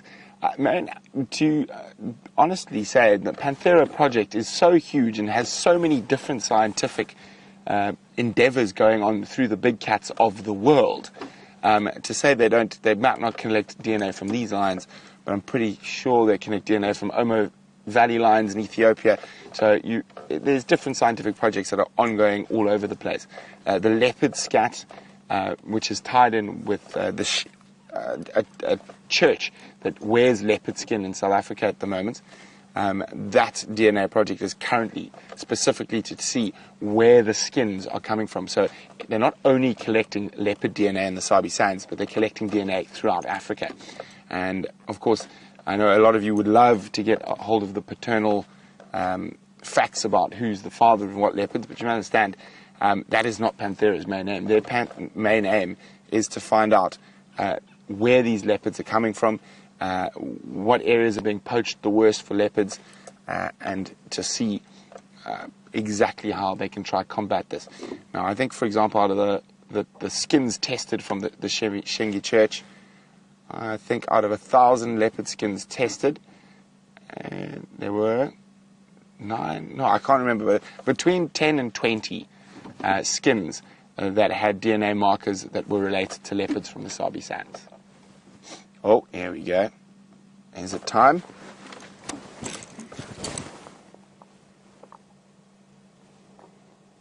Oh, his head's up, just in case she tries to sneak away.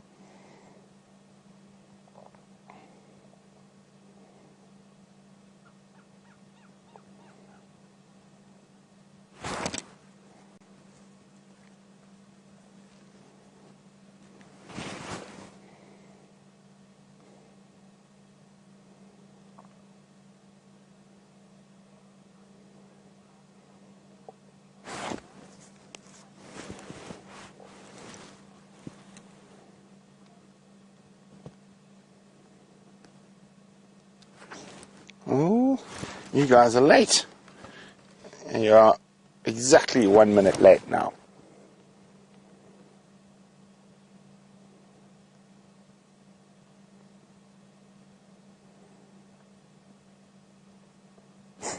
She's dozing quite nicely in the sun. Oh, here comes a big yawn. Oh, beautiful light on her. I hope you guys are getting some fantastic screenshots. Oh, there we go. All she has to do is look in his direction.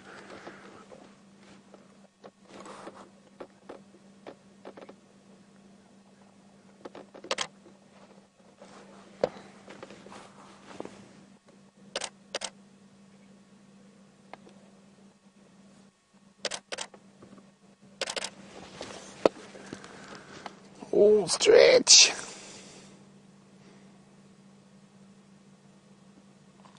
And here we go, we're on the move.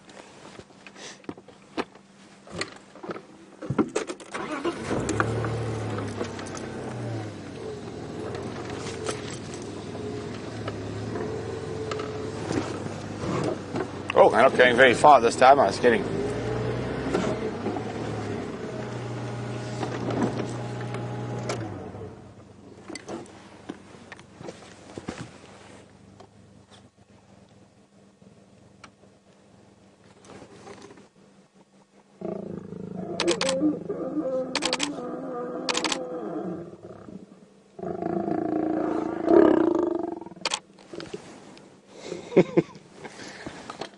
Now, compare that to the aggression we had this morning.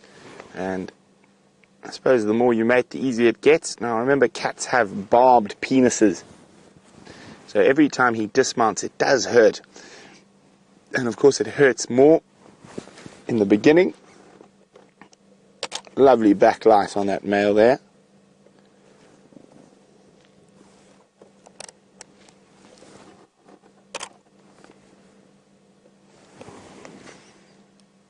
Unfortunately for us, they have not made it across the boundary. The boundary is just behind them. You can see the road behind them, that's the boundary.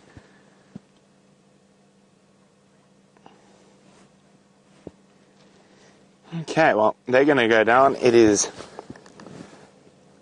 4 minutes past 5. So at 20 past, hopefully they'll be at it again.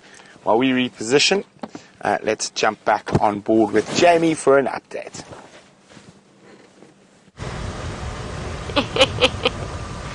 It seems as though we could all set our watches by the two lions mating.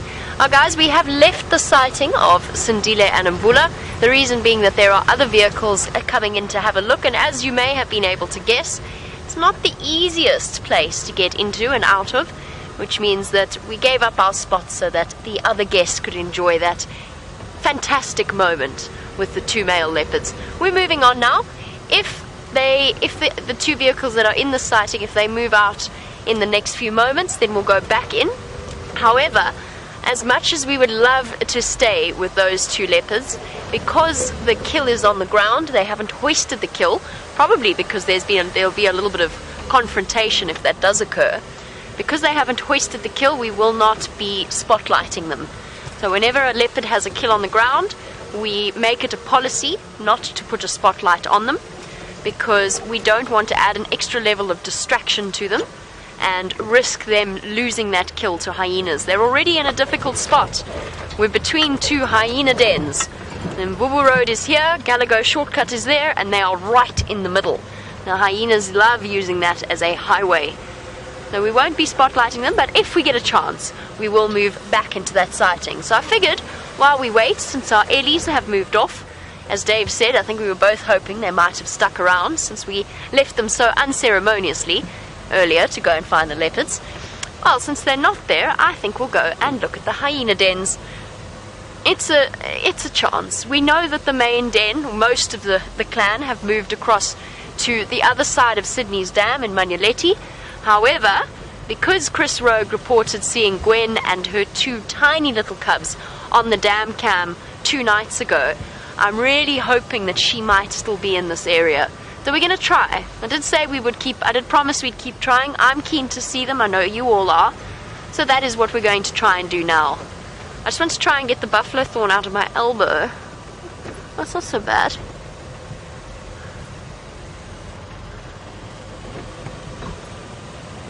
Aha! Now an interesting suggestion from Brent. He was wondering if perhaps we didn't want to go to the other lions. I actually thought he was going to go to the other lions. But if he's not, well, that certainly changes things, because then I think perhaps we should race across there.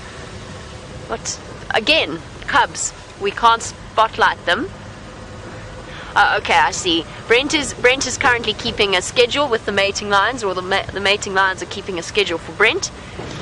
Okay, yes, let's do that. We're going to have to race the sun, though. Okay. We're here. We're right here. Let's do a quick check of the hyena den. Just a quick one. Just a quick peekaboo to see if they're here. If they're not, then we'll race across the lines and hopefully get there before the sun starts going down. Now, what we're hoping with that lion sighting, though, is he's absolutely right. The females will be hunting. We can't spotlight them because of the cubs. However, if the females separate so if one female stays with her cubs, the rest of the females move on, then we will be able to stay with them as they go out hunting. And luckily for us, the sunset safari, now that we've passed the winter solstice, we've got a little bit of sun for a little bit longer on these drives. Let's do a quick check. I'm not even putting my vehicle into low range. Sorry, Dave, we're bumping around. We've got to hurry. Oh, poor Rusty. Had a bit of a rough day today. All kinds of bizarre and interesting places to test Rusty's suspension.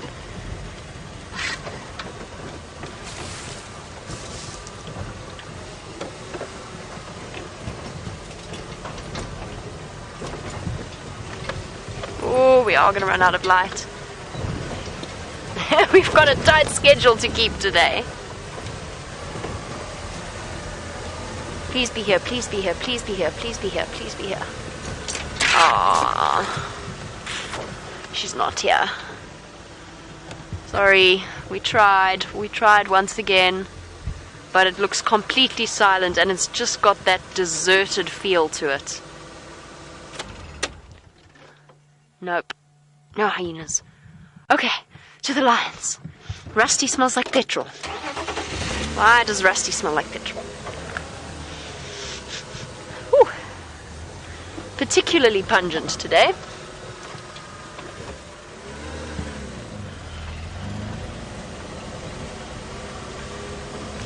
Okay, back we go, and hopefully we can get to those lions in time. Let's see how we go as we speed along. We'll have to do a little bit of a Ferrari safari since we are in the wrong area. Some gentle clunking. Which way is going to be quickest?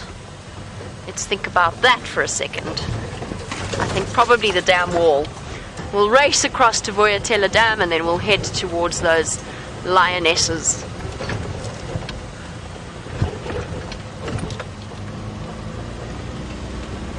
Too many options. We're so spoiled for choice. Choosing where to go is so incredibly difficult. Because if we go to these lions, well, we probably wouldn't have been able to go back to the leopards anyway. So, difficult decisions. And we're definitely not complaining about having too many sightings to choose between. Okay. We're far away still. We've got to race around towards the dam. Rusty's sending all of her plant material back into our faces.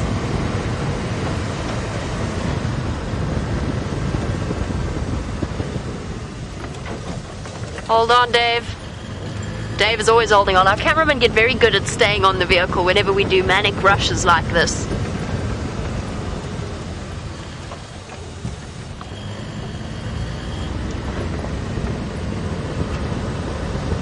So while we race back through to the rest of the Nkuhuma Pride, let us head back across to Brent's mating lions. They must be due relatively soon.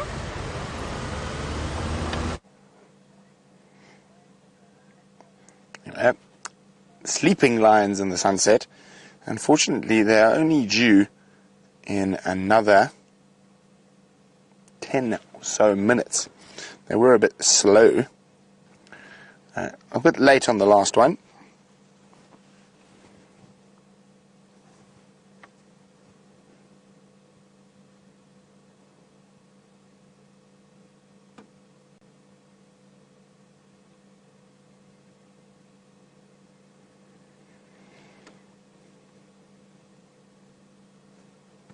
Very, very peaceful sitting here with the lions as the sun sinks below the western horizon. Very, very little noise out there at the moment.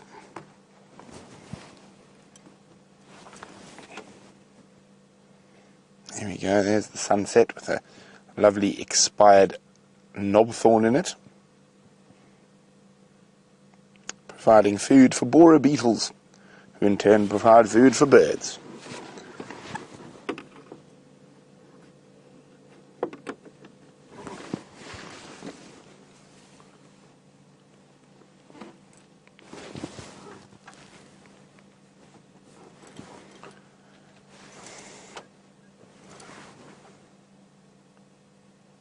Trying to listen to see if we can hear anything else. I can hear some insects. There's a very, very light breeze. Other than that, it's an incredibly still winter's evening.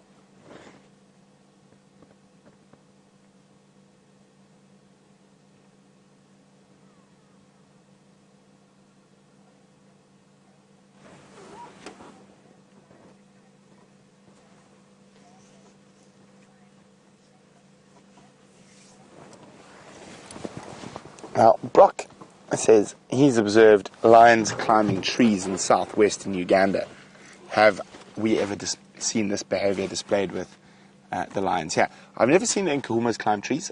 There's a pride down to the south called the Sparta pride or the Ifield pride. I've seen them climb trees many times. And I've seen lots of different lions throughout Africa climb trees. Now, the southwestern Uganda, I think you're talking about Queen Elizabeth National Park. They're quite famous for climbing trees there. Also Lake Manyara in Tanzania, I've seen them climb trees there. There's huge amounts of biting flies in those areas. So they actually climb those big trees, normally a big acacia, sometimes big fig trees, to get up into where there's slightly more breeze to stop the flies biting them incessantly. Here, fortunately for our lions, there are not as many biting flies, so the need to climb a tree is generally only to steal a leopard's kill. We have seen them play in trees, this particular pride. On quarantine, the fallen marulas, we've seen them climb those many times. And one must remember, animal behavior is quite often area-specific rather than species-specific. So the lions here might behave in certain ways quite differently from the lions in other places. I thought I heard something down near Sydney's waterhole. Let's just have a quick look while the lions are sleeping.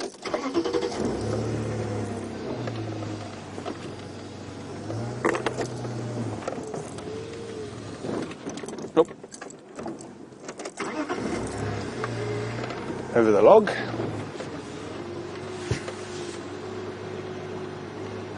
And there have been a lot of zebras coming down to drink through the day, coming down from the Manyeleti where there's very little water at the moment.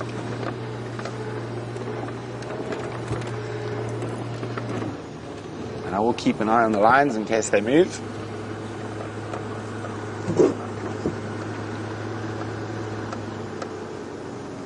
What I thought I heard the pounding of hooves. I thought there might be a surprise for us here. But whatever's hooves were pounding, they've disappeared. I think it could be zebras again, so let's go back to the lions.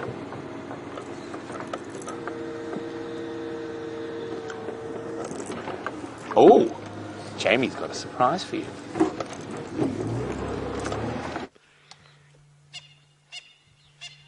Well, it doesn't really get better than this.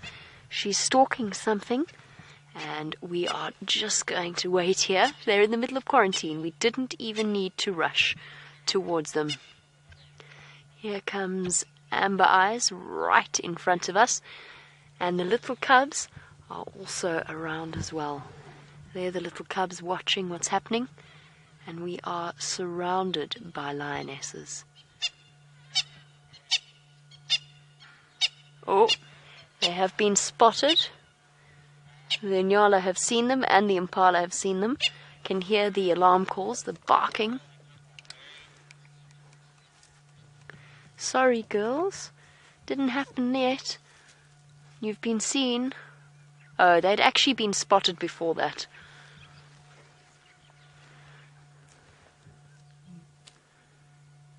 Calling the cubs. What an awesome afternoon. Actually, awesome day. Hi, little ones.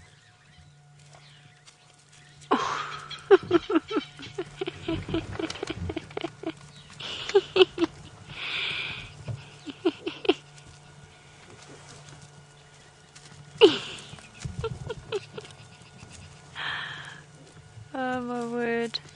How are you feeling, Dave? Awesome. Right next to the vehicle.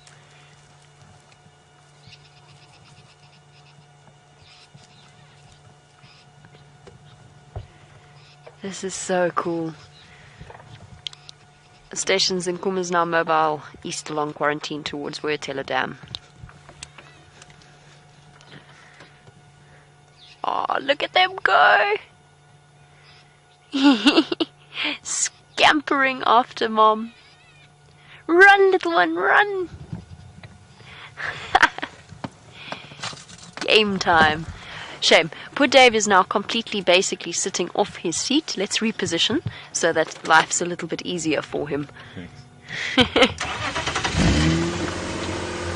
What a lovely surprise. They had actually been spotted by a whole group of Inyala there. that were alarm calling as we came through onto quarantine clearings. We've got the moon rising, we've got cubs playing. It's so beautiful, with lions in the sunset. Oh, what a time to be in the bush. Stop. Let's stop here so that we don't scare them, and also so that we've got a... Oh, are we climbing a tree? Huh? Just like Brent was talking about, playing in trees. We almost had a cub trying to climb one. Oh, next one up. Yes, no? How perfectly appropriate is this? Uh-oh. Now what?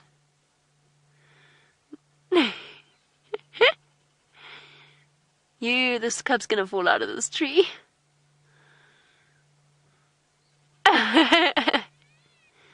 Oh, very graceful. Oopsie, almost.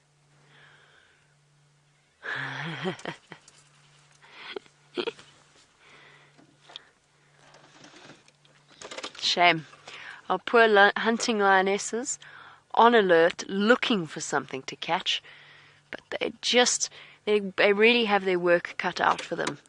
Before I move, we are going to reposition to catch up with the lions. I just have to show you the moon quickly. Oh, look at that. Very angry squirrel. Announcing the arrival of the lions. Okay. That was just a quick look at the moon, and on to the Nkuhumas. The second time we have seen them gambling across quarantine. I lost a lioness. I think she's trying to sneak around that side. They have been spotted though, well and thoroughly. Now they are about to get to Voyatella Dam, so they're going to go and have a drink there.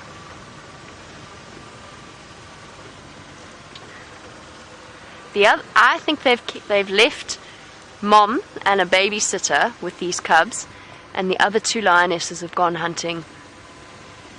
I've lost them completely. Oh, they're already at the dam. Oh, look at this little one stalk behind the bush. Oh, no, changed my mind. Mommy says go this way.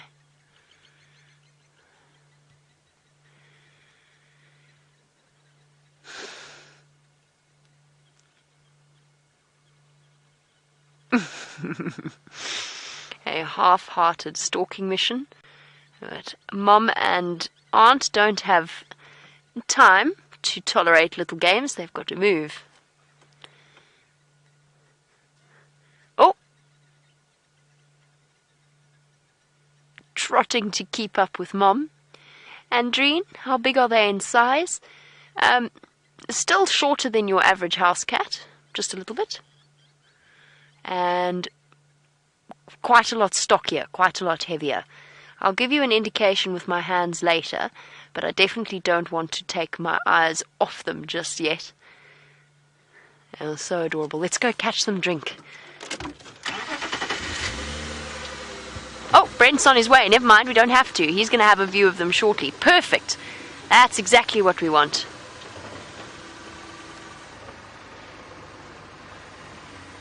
Shame. And Amber Eyes is hungry.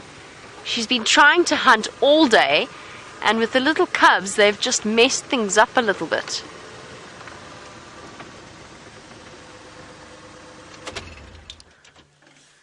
Oh, there's the giraffe. Look at that, Dave. Ooh, there's no way, surely not. 4 lionesses are going to take on a giraffe. She's thinking about it, though. There's the giraffe. It's an old bull. And there goes the lioness. She's stalking it. Is she going to think about chasing it, or without a male to help them out? I'm not 100% sure that is going to be her plan. She's following, though. That's also the way that the Nyala and the impala ran after their alarm called.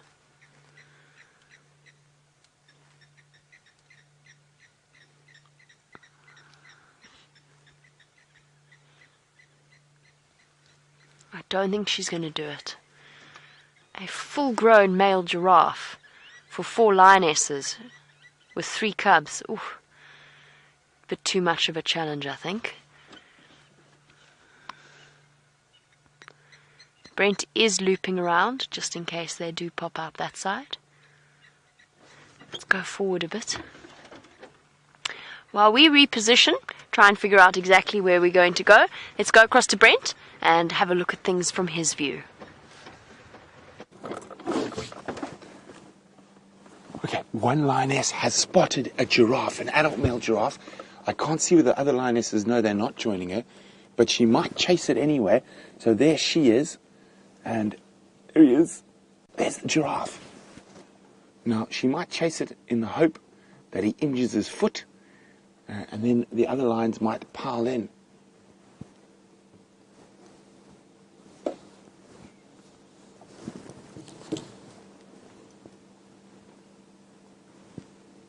So Jamie's going to stick with the others going for a drink. We're going to stick with the one very, very hopeful lioness stalking a massive male giraffe by herself.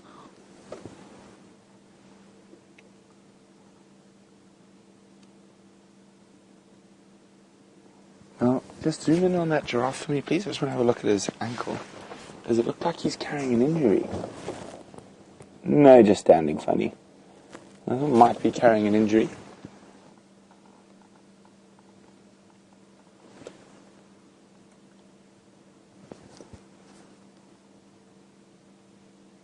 Now, the Nkuhumas have caught giraffe before, an adult male giraffe before. I'm just going to move so we can see both of them again.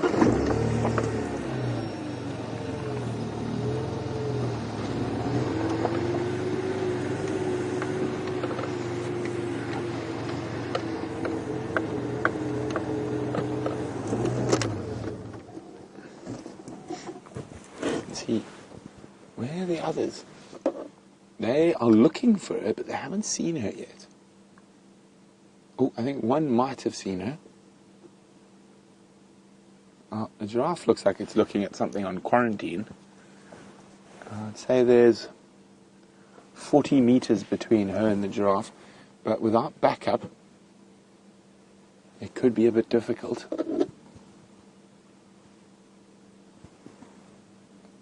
Trying to see if the other lions are going to come up here. They might. I think they've spotted her now. Now, like the hunting of buffalo, the hunting of giraffe is a very dangerous pastime for a lion. Things can go very badly wrong. The giraffe is able to aim very well-directed kicks that are quite capable of breaking a lion's jaw.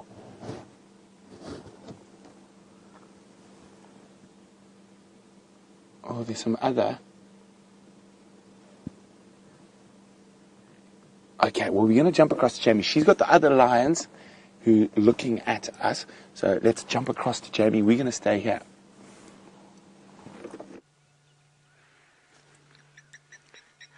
While the mother keeps the cubs occupied as they drink at the outlet to the pipe, the other mother, the other young lioness, has spotted what is happening here, as Brent said, and she's looking with fierce concentration. I just want to speak to Brent. I want to tell him that I've lost track of one lioness. How many Mufuzes have you got there? Just the one? Copy that. I think the 4th actually went into that block a little bit earlier.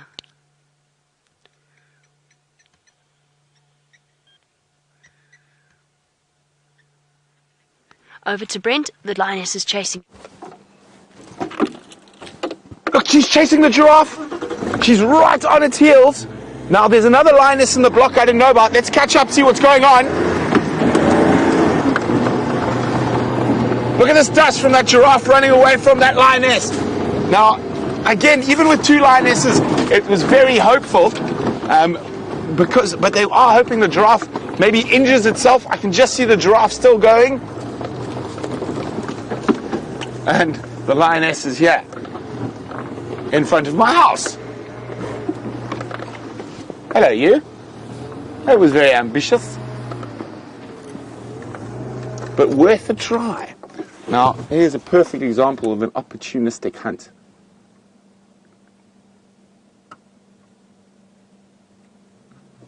Oh, that was a look of a bit of disgust on her face. I missed.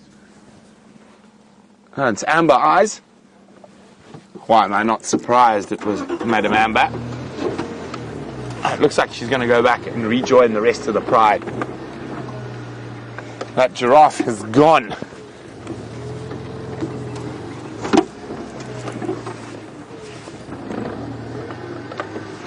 So there's always a possibility that giraffe could have stood in a hole, tripped over a log.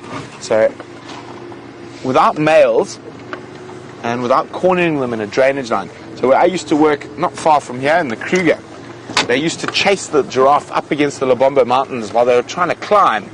They used to fall down and the pride would jump onto them.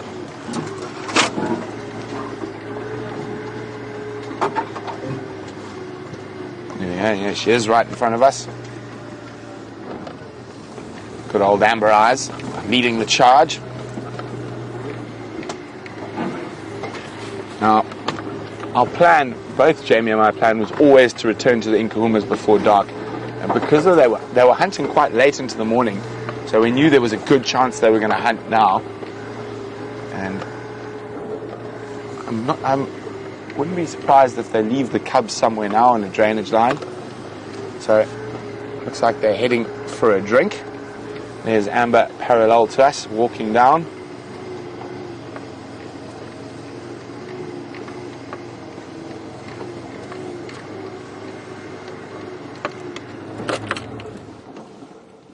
I think she's going to rejoin the pride.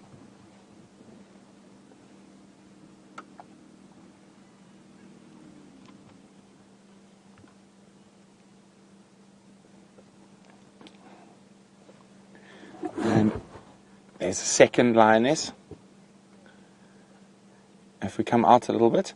Now there was a second lioness. There were actually two lionesses a little bit to the left involved in the, there we go, in the giraffe hunt. So she wasn't by herself. There were two of them. But unfortunately the giraffe didn't run towards the second lioness.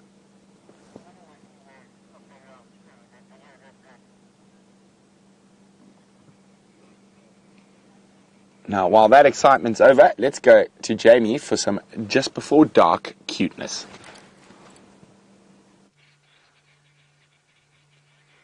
Our last few moments with the lion cubs before we have to leave them as it gets dark. And they are having an absolutely marvelous time. Chasing each other around the dam wall and just really, truly enjoying themselves. Oh, go back to the right, Dave. That little one's going to stalk. Little one on the right there. Yeah, we're into just stalk mode. The other mother... Oh, okay. Sorry, Dave. So much for that. The other mother's on her way back to the cubs, I think. Oh, no, there we go. There we go. Belly crawl. And... sneaking up. There we go, it's going, launching the attack. Oh, but they've run so much further ahead. Catch, Mom. Take her down. There's instincts that will continue for the rest of their lives and make them the predators that their mom and their aunts are. Oh, grab her. Grab her. Mom just sort of walks along with a rather harried look upon her face.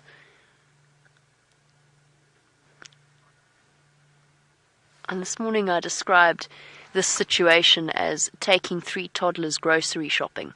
Lioness is desperate to hunt, and they've got three little bundles of trouble who are desperate to help, but unfortunately... Oh, we're going to stalk the other females. Yes, how brave are you feeling?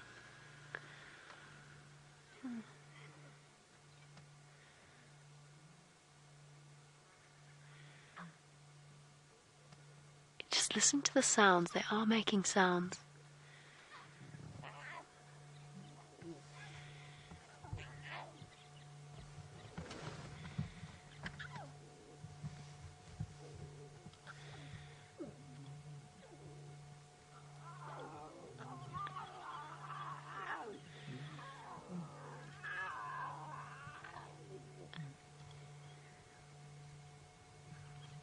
How amazing.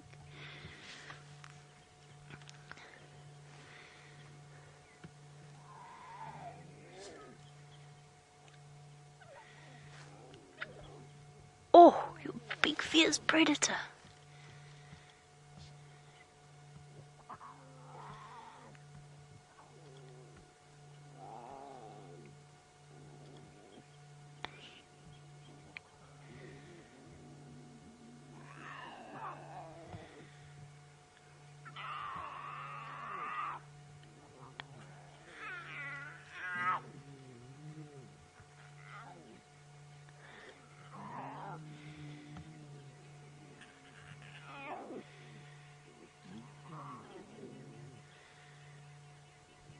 I haven't been saying very much, just because I think that the sound effects that you are getting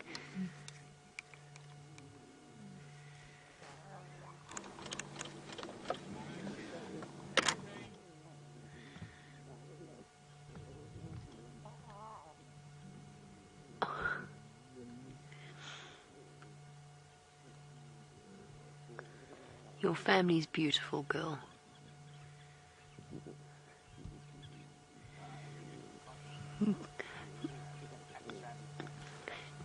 Grabbing each other, a bundle of cubs, now tucking in to their evening meal, having made some serious noise about wanting to suckle.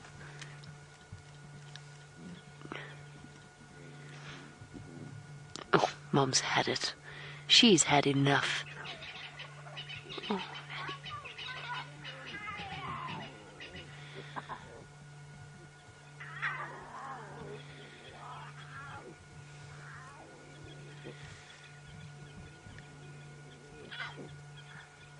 I don't really want you to miss a moment of these sounds.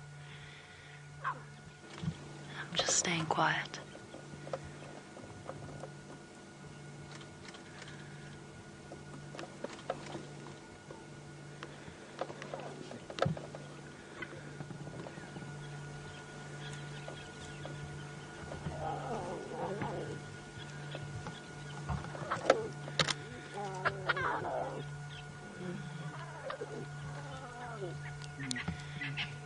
Don't worry, little one. One day that will be a big, fierce roar.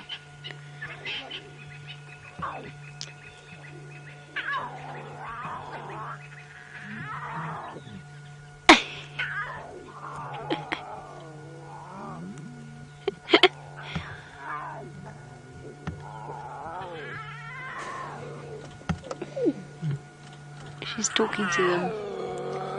Oh! Such a lot of noise from such a little creature.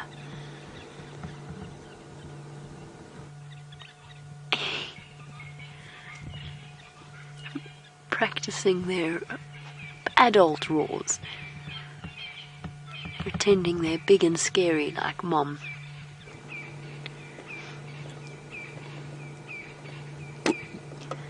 Getting brave. And out here, it is wonderful to have siblings to keep you entertained.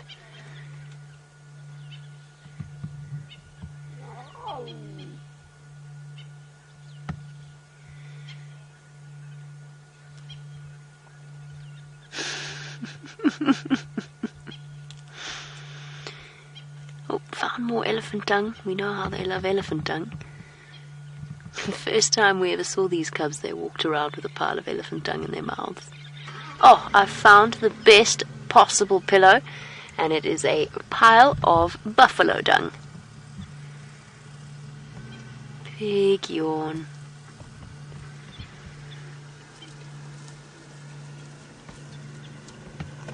And those bonds, especially between females, will last for the rest of their lives.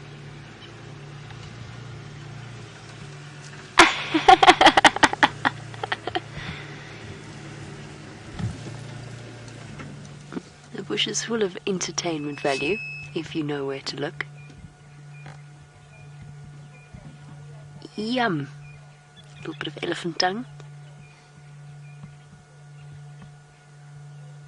Can you believe you're watching this live in the African bush? I can barely believe I'm seeing it.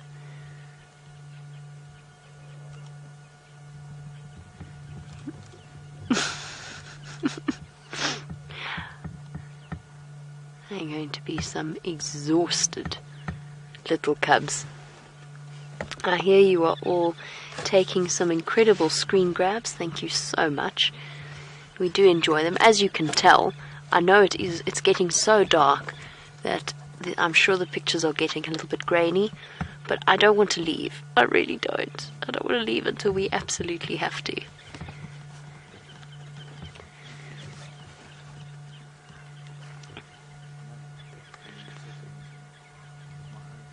I can hear the Nyala alarm calling off in the distance at the other female. She's gone back to feed her cubs. Here's Mom, watchful, keeping her watchful gaze on the surroundings. And I'm the king of the castle. Everything the light touches is my kingdom. Sort of.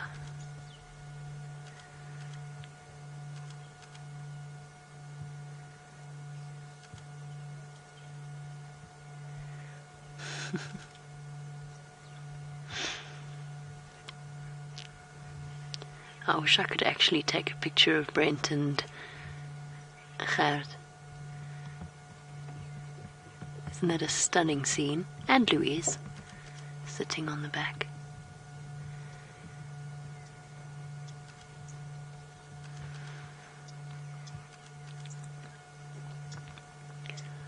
An extraordinary family scene.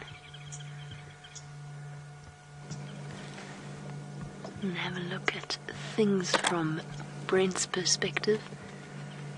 I think the two of us just feeling thoroughly spoiled at these moments that we get to share with some very special animals.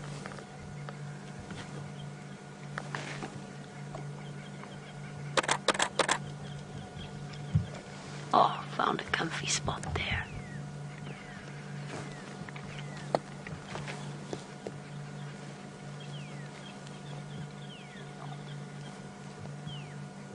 Aren't we lucky, everybody, that we get to share in these moments?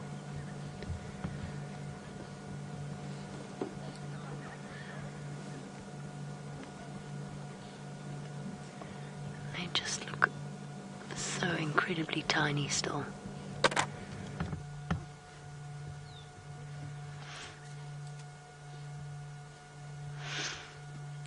We're even climbing over Mom. A little bit of a mountain to be surmounted.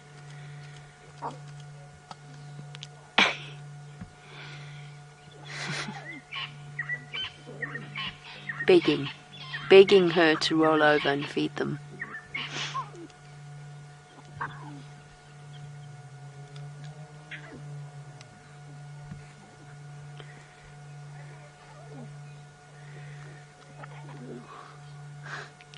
Now, it's not just us enjoying the sighting. Let's go across to Brent and find out how he feels about this extraordinary moment we're witnessing. Isn't this just the most adorable thing? Now I'm going to ask her to pull out and look at this. So we're going to go up, just I want bottom of the frame here, if possible, please, where my hand is.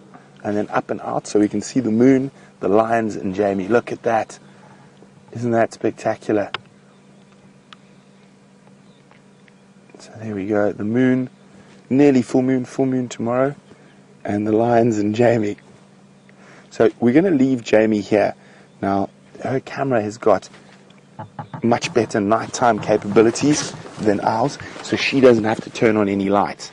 So I'm going to leave her with the lions, and I'm going to go scuttle about and see what other creatures we can find here on Nkuhuma.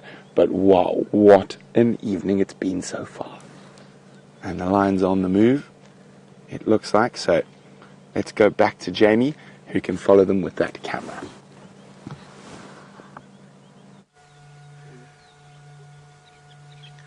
going to keep here as long as possible before it does start to get too dark.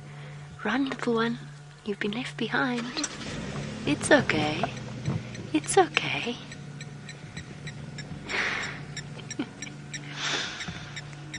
Oh, like little children, they seem to have a sort of inexhaustible supply of energy.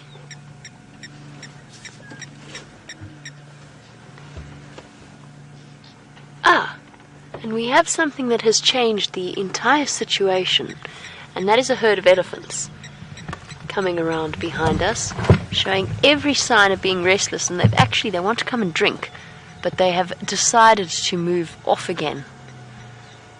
They're moving back into the bush where they came from, obviously not comfortable enough around these lions. We've seen lions and elephants before. Very often the elephants chase them away.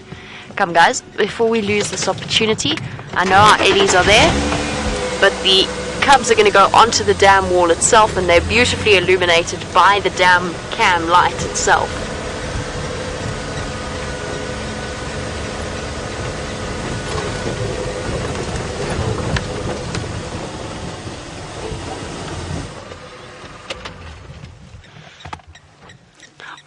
Whoopsie daisy, had a bit of a dam wall collapse there underneath one of the cubs. Careful guys.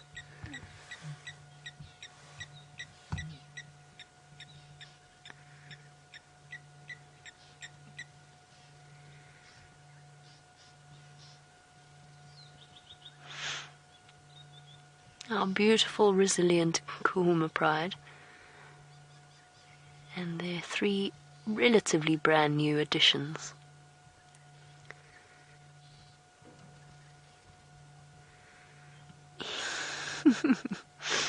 The young lioness in particular, I've noticed, is quite fascinated by the cubs. She's probably too young to even remember any other cubs in the pride, so this for her is a first. And it will be good practice for her very first litter of cubs that I think she'll have in the next few months.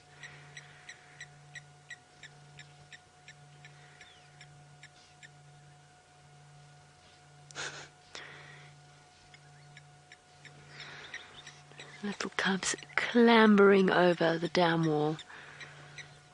Even now, trying to catch Mom by the ankles.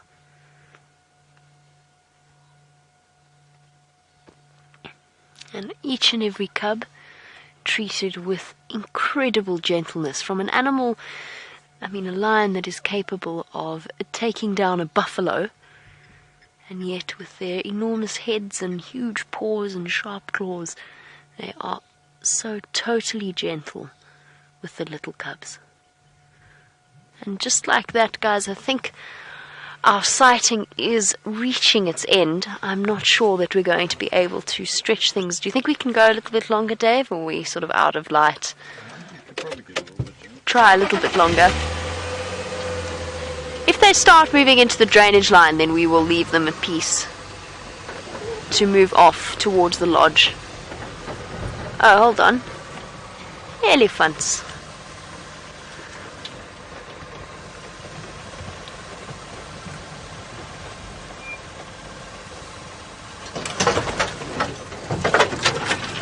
Now, as our elephants slowly move across to the dam, you won't be able to see them from where you are. I just want to make sure I've got an escape route in case things...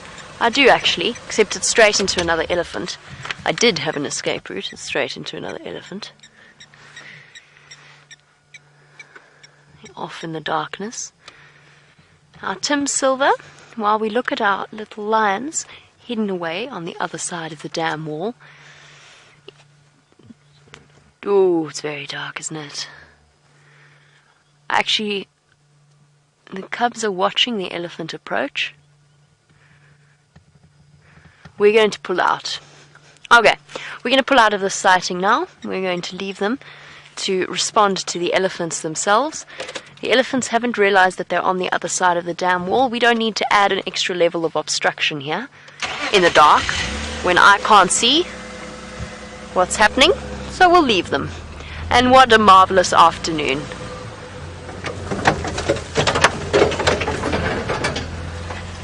As we pull out of the sighting and leave our two iconic animals of Africa together, our elephants and our lions, let's go across to Brent and find out what he's doing.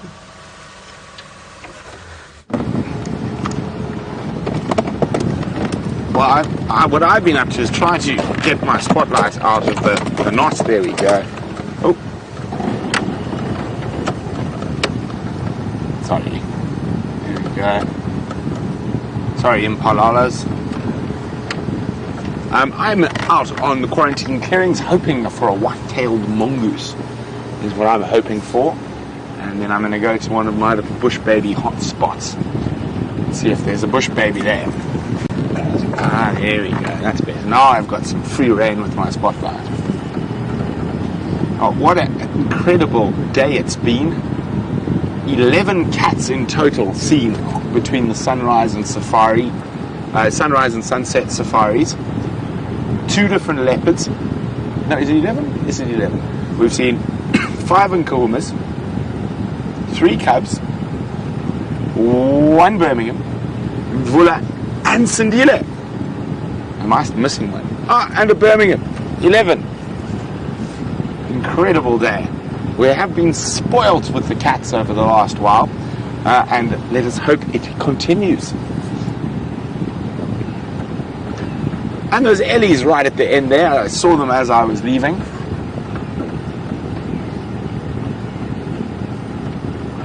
So it doesn't look like any white-tailed mongooses just yet on quarantine. They might be still at their burrow, getting ready for an evening of foraging.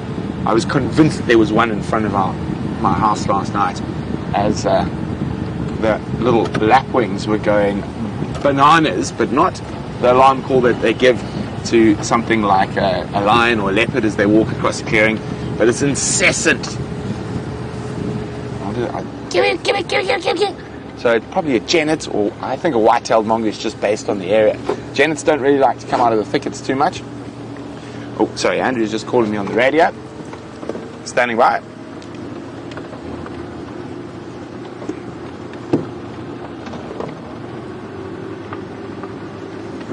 Sorry, Andrew's wondering about that.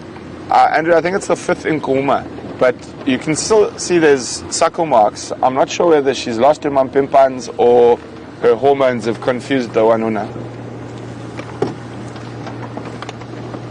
Okay, and one of my favorite little bush baby spots, I think it's about to produce. And there's an impala there as well, but I saw the very distinct eye of a bush baby. There we go, in his tree, coming to eat his gum in the exact same tree as last night. My bush baby hotspots are really working. Can you get him through there? A bit forward. Actually, now this is the really relaxed bush baby. And we can sit a couple of feet from him. There we go, actually I think that's better there. I've got a window through to his little gum spot. Oh, but hang on. Hang on. Okay, beautiful bush baby. Impala alarm calling. Could there be, or was it a 12th cat on this evening's sunset safari? Where are you snorting, Impala? Or did you just smell a lion? I think he smelled the lion poo. Aww. Oh, he just snorted a couple of times, and that's where the Nkuhumas were this morning. I think he smelled a lion, bit of lion feces, and that prompted him.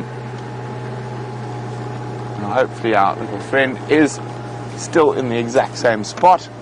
He is. So, as I said, they maintain gum farms, and it looks like he's got his just behind him.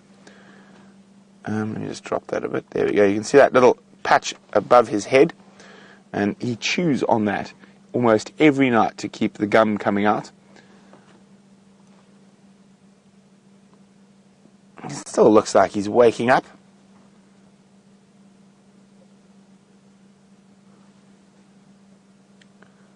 This guy's so relaxed. I'm just trying to figure a way. I think I've got a way to get a little closer. So I'm going to move the vehicle quickly so we can get an even closer view of him. And we don't have the power zoom camera today, but with a bit of creative driving, we can make it like a super zoom.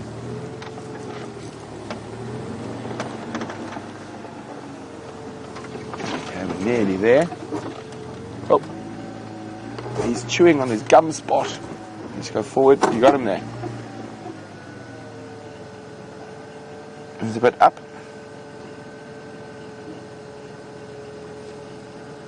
Oh, he's just above. Okay, we're going to have to move around. He's chewing on his little gum spot. So he's not just perched in the middle there. Let's see if we get a view from this side. There he is.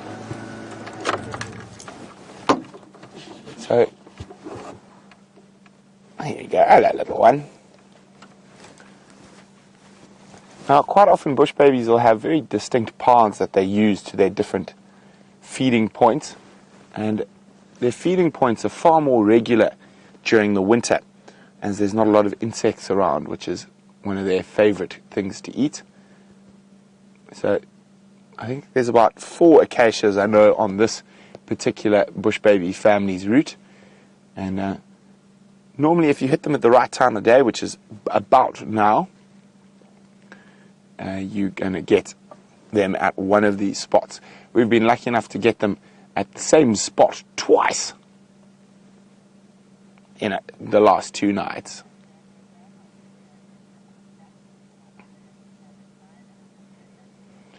Okay, well, we're going to sit here and watch our little primate friend. Let's go see what Jamie's got.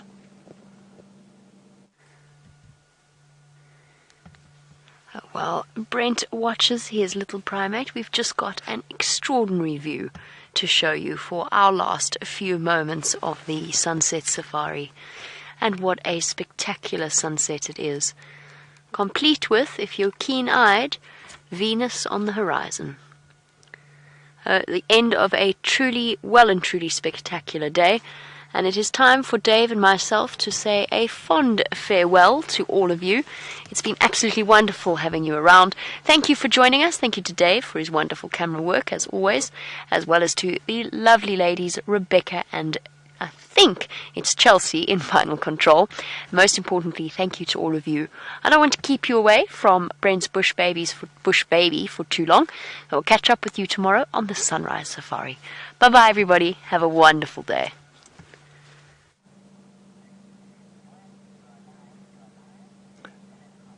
Our friendly little primate hasn't moved an inch. So from Gert, myself, and of course some of you very, very, very perceptive people out there noticed we had an extra shadow. And the extra shadow is Louise from Final Control, who came on drive with us today.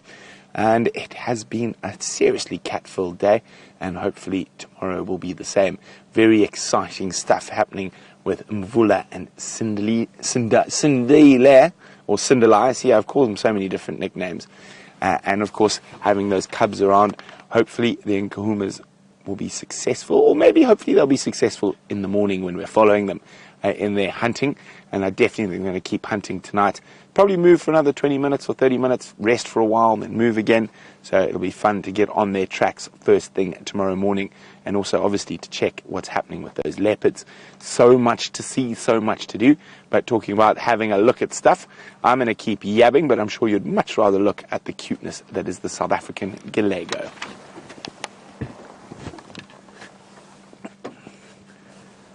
Of course, we will be looking for all sorts of creatures, not only lions and leopards, elephants and zebras, giraffes and kudu, all the wonderful creatures, large and small.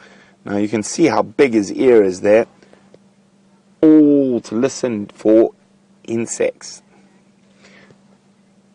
Now Tasha would like to know, is this little bush baby fully grown? It is indeed, Tasha. That is an adult. Oh, there's another one coming.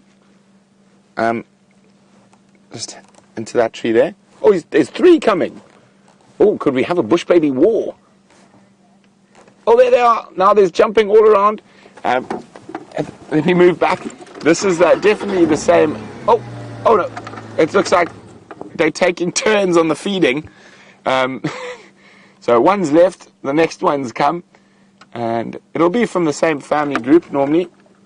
You got them through there. Let me just go.